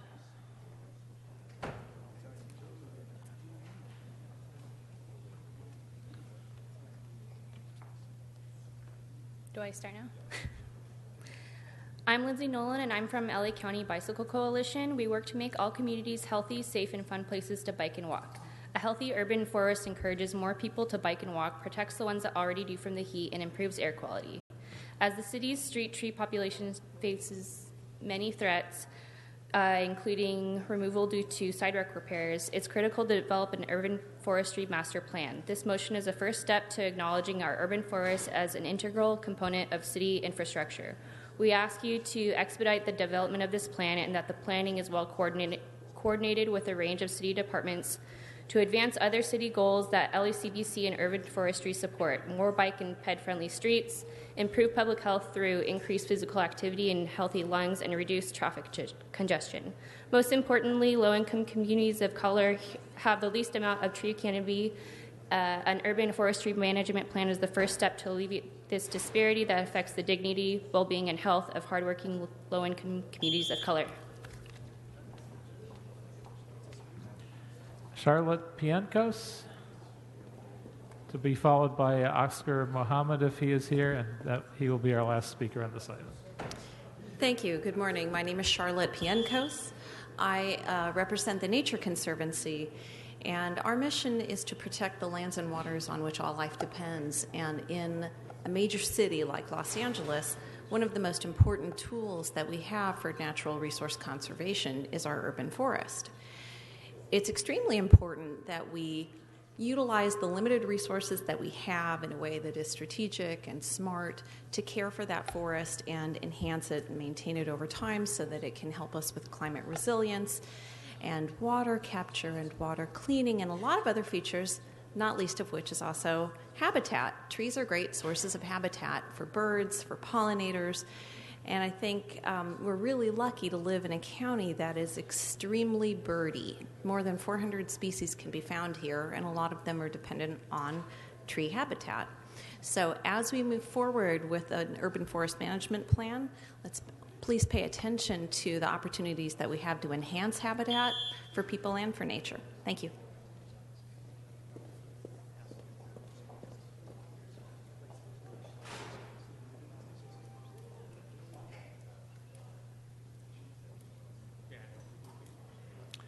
We're going to call Joanne D'Antonio back up for number 24 and 25. Oh, we'll let Mr. Muhammad go first. I didn't realize that he was still here. And then This is public comment? Item 25. This is item number 25. Yeah, but I'm sorry, 23. But you said on the board it was 25 though, but now it's 23. 23. I got it. Mr. Muhammad's passes his time. Now, Joanne, if you'd like to come back up for item 24 and 25.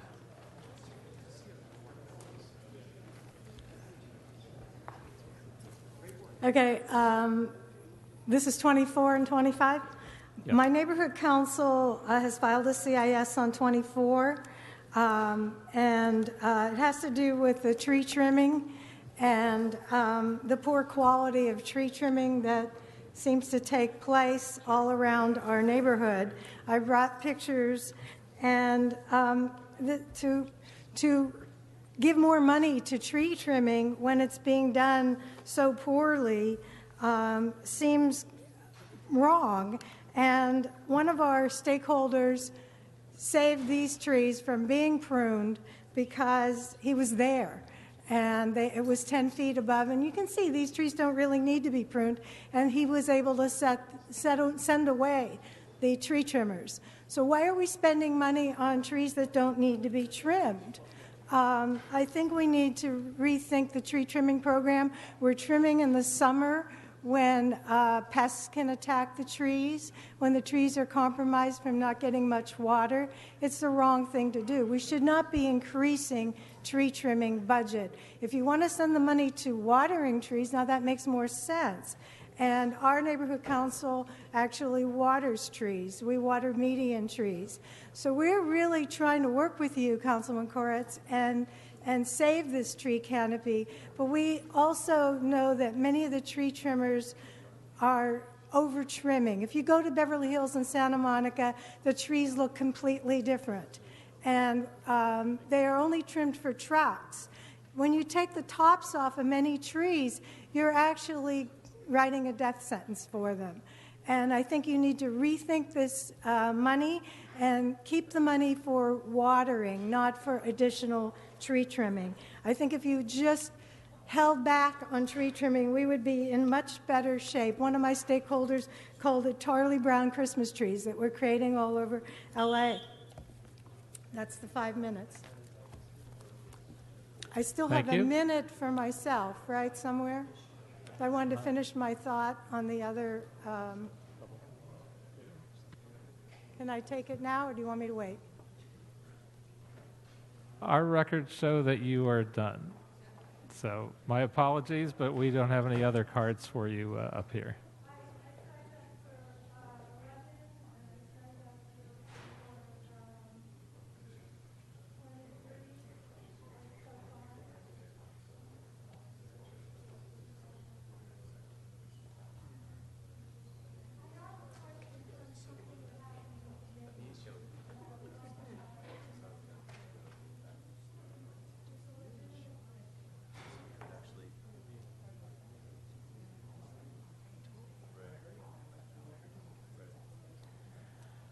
All right, we'll give you one more minute. Okay. There's a question that was to go to the city attorney's office to find out if a tree was up for removal for sidewalk repair, if neighbors could adopt that tree and take responsibility that it doesn't continue to raise the sidewalk. And Councilman Buscaino was going to find that out. And we would like to have that possibility, because often the tree that needs to be removed isn't visible to the homeowner because all they see is the trunk, but maybe the person across the street wants to keep the beautiful tree and is willing to pay for the sidewalk repair or the half with the rebate. So we wonder if that could be adjusted, and he was supposed to find out, but I haven't heard an answer. Thank you.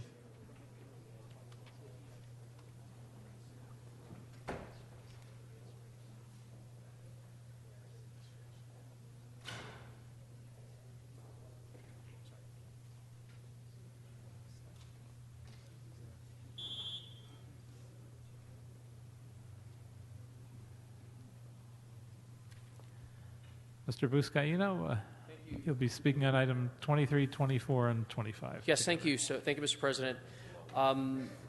So a great win for this council as it relates to our rebate program and cost sharing for our sidewalks in item 20 that we approved earlier. But clearly we can't talk about sidewalks without a comprehensive discussion of street trees. And I appreciate those who came forward to speak on this issue. And it's no secret that much of the sidewalk damage in the city of Los Angeles is caused by the growth of tree roots. So yet our street trees help the environment and beautify our communities, which in turn helps to promote public safety and encourage local economic development. It's also important that we develop plans to improve our sidewalks, that we also discuss ways to preserve our street trees. And I believe in our lengthy discussion through our joint committee effort across the city lines between Public Works and Budget and Finance, we heard loud and clear the importance of preserving our canopy. So before us today is a request to develop a citywide sustainable urban tree plan in response to those concerns and comments that we heard in committees. And in order to have a sustainable future of street trees, we have to make smarter decisions in the future about what species of trees are planted in each location, as we often hear from Ron Lorenzen as he comes before council. We also have to respect the work that our city family has done on this issue. So really appreciate the dedication and commitment to this.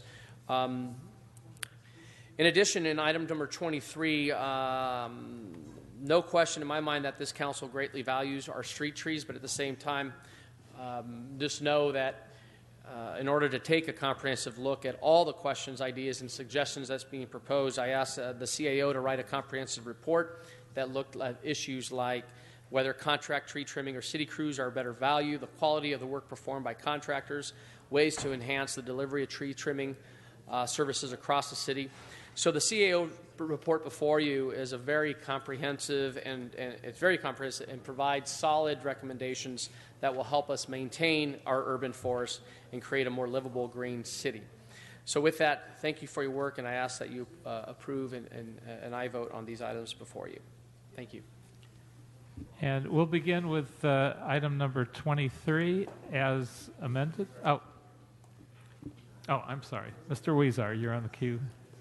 Thank you, and thank you to all those who've been working on this as well, Mr.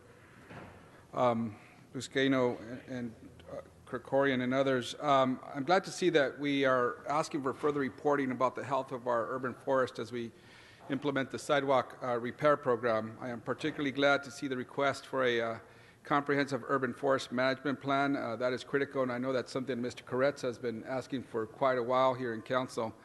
And I am certain that our friends at Tree People would like to engage with us on what that plan looks like, to have that outside view, constituent input, and stakeholder input as well. So I hope we could involve them as well and others. And like many, we're concerned that the sidewalk repair policy is going to result in the loss of thousands of mature trees. While a 2-to-1 replacement policy sounds great, at the end of the day, when you have a mature tree that has a large canopy, the smaller trees, as they're being replaced, takes a while for them to grow, and while they're protecting the future of our sidewalks, may not produce the same type of canopy that we've had in the past, and that's something to look into, I hope. So that's why I appreciate the motion that Mr. Krikorian and I put in today that will expand the report back in item 23 so that we have an urban forest management plan that reaches into multiple departments in the city, involves stakeholders outside the city, and looks at issues of canopy loss as we move forward. So thank you very much, and thank you all for your work on this. Thank you, Mr. Weezer. Mr. Krikorian. Thank you, Mr. President, and thank you, Mr. Weezer, for joining me on Motion 23A. I think the point here is Mr. Buscaino and his committee and the Budget and Finance Committee, as we've worked on the sidewalk repair program, have been greatly concerned about the impact that it will have on street trees and the urban canopy. And it will. Inevitably, it will have an impact. There will be trees that we will lose, mature trees that we will lose because of this program. But at the same time, I think it's important to remember that the street trees that are impacting sidewalks are a tiny fragment of our overall urban forest throughout Los Angeles.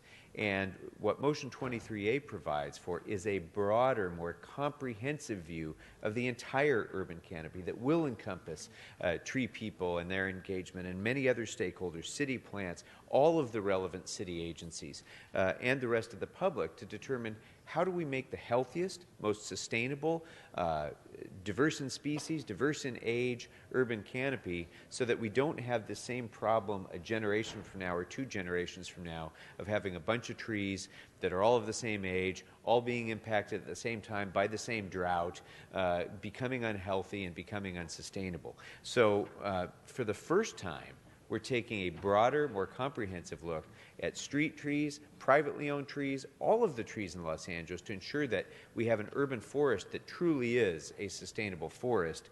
And I'm looking forward to the results of this comprehensive report that we get back, and I think it'll be an important step forward to ensuring the sustainability of our urban forest. Thank you, Mr. Krikorian, and thank you, council members, for all your good comments. And I would say just ditto on behalf of Mr. Weezar's comments about the health of our urban forests. Mr. Buscaino. Thank you, Mr. Weezer, again for your comments and concerns. And just know that was one of the key issues that were raised during our joint committee hearings throughout the city of Los Angeles. And in response, I know Ron Lorenzen and his recommendations on how to mitigate the tree roots and ensure that some communities and districts want to preserve the tree canopy. And by way of mitigating that is through tree well enlargement, sidewalk ramping, meandering, root pruning as well. Ron, am I missing anything?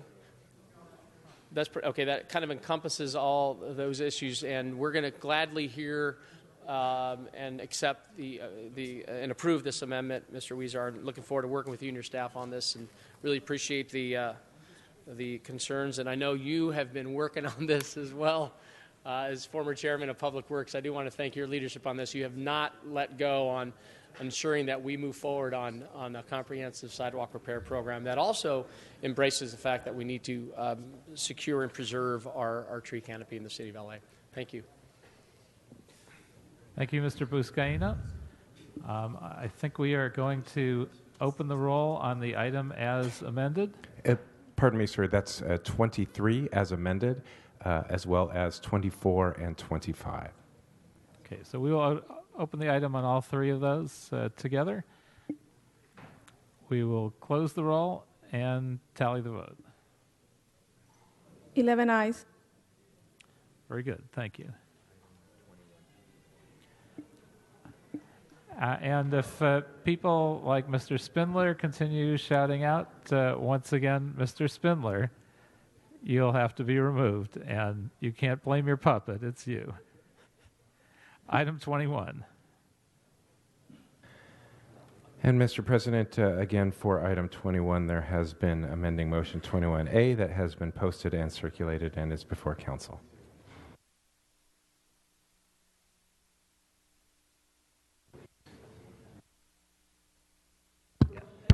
And Mr. President, for the record, there was a substantive amending motion, and I think we took 1 or 2 public speakers before the amendment.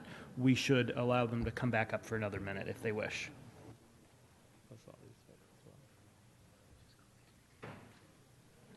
Okay, the first speaker on this item is Wesley Walker.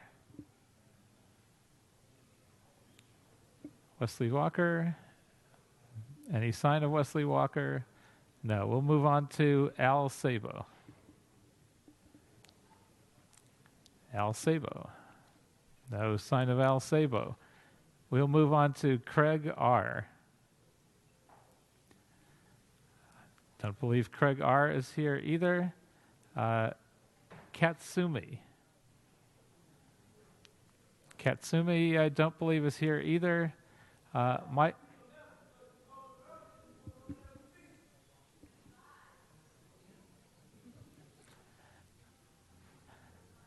Sorry, you can't yell out at the back of the room. If you do that again, we again will have to have you removed for disrupting the meeting.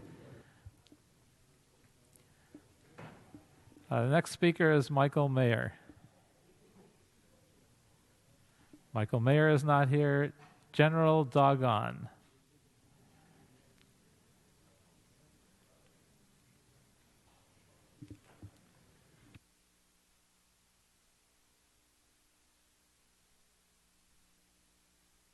Rights organizer on Skid Row with LA Can.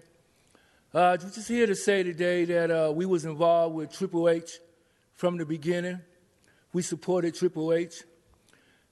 We supported to the point that we did GOTV, we did phone banking, we did door knocking, we did all that. To this day, we still support Triple H. And in moving forward with Triple H, we just want to make sure, because community was what made Triple H happen, not this council right here. It was the community. And so we want to make sure that communities stay a part of this when you start making these oversight committees. Because we want to make sure that money that's allocated to homelessness go to homelessness. Because remember that $100 million, where 87 of it went to LAPD instead of homelessness. We remember last year, or should I say the first year of your homeless committee, that you did. Your time is up, sir. Sir, your time is up. You have to stop speaking and leave the podium.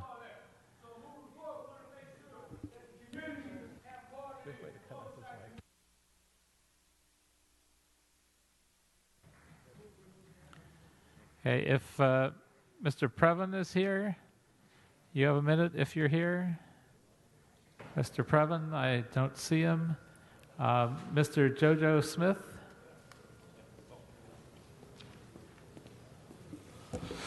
Jojo Smith, Los Angeles Community Action Network. You know, I'm going to back up what my colleague says, is we need, this council didn't pass HHH. The people did. The voters did. So we need to make sure that people that are experts of building buildings, building nonprofit, low-income buildings should be on this board. LA Can should have a spot on this board because we've done a lot of work to make sure that the voters voted yes for HHH. And the thing about it is y'all need to stop letting us only have 1 minute. We should have 2 minutes in public. Anytime you speak, y'all get to speak for 5-10 minutes. Why does not the people get 2 minutes or more?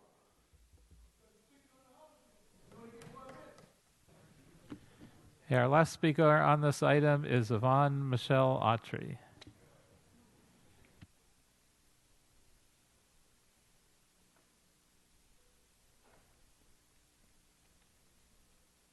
Yeah, again, I'd just like to support my colleagues from LA Can, JoJo, and General Dogon in making sure that in this oversight committee that the selection is a fair representation of the community members who appear and who are very active in making sure that the money will go towards acquiring properties for those who are displaced, disenfranchised, and homeless, so that these will be members of LA Can, USEP, or people that are concerned and have the interests of the community and the people that are underserved, homeless people, poor people, veterans, single women, abandoned women, people that need this housing.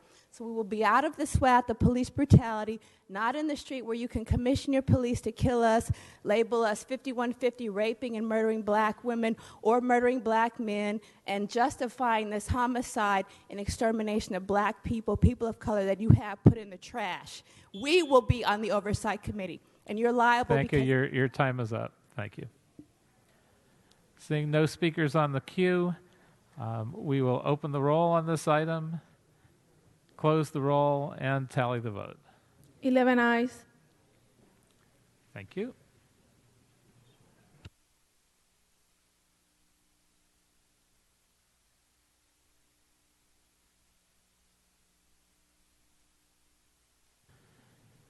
Okay, our next item is item 31, which is a closed session item. So if we could ask our Sergeant at Arms to help clear the chambers. And we have a representative from the mayor's office who will join us without objection. Thank you.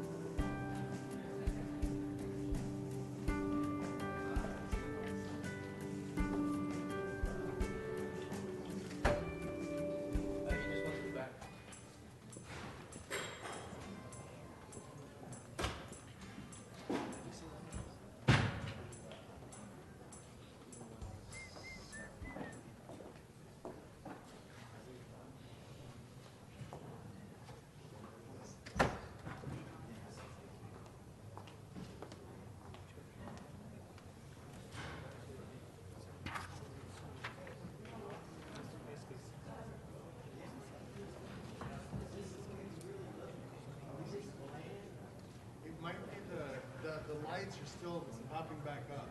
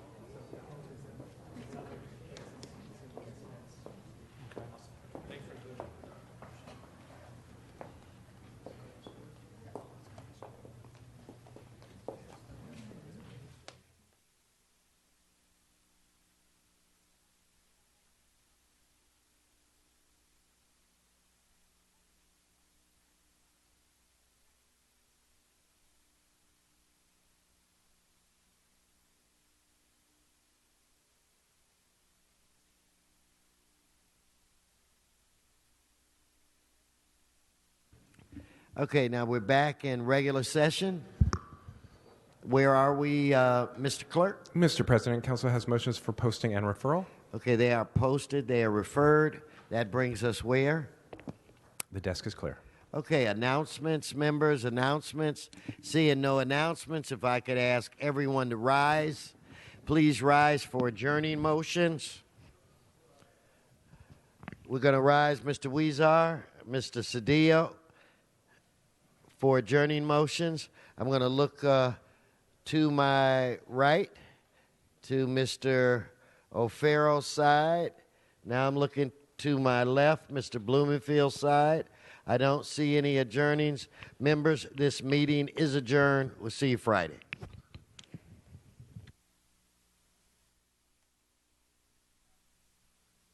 In Van Nuys. At Van Nuys City Hall.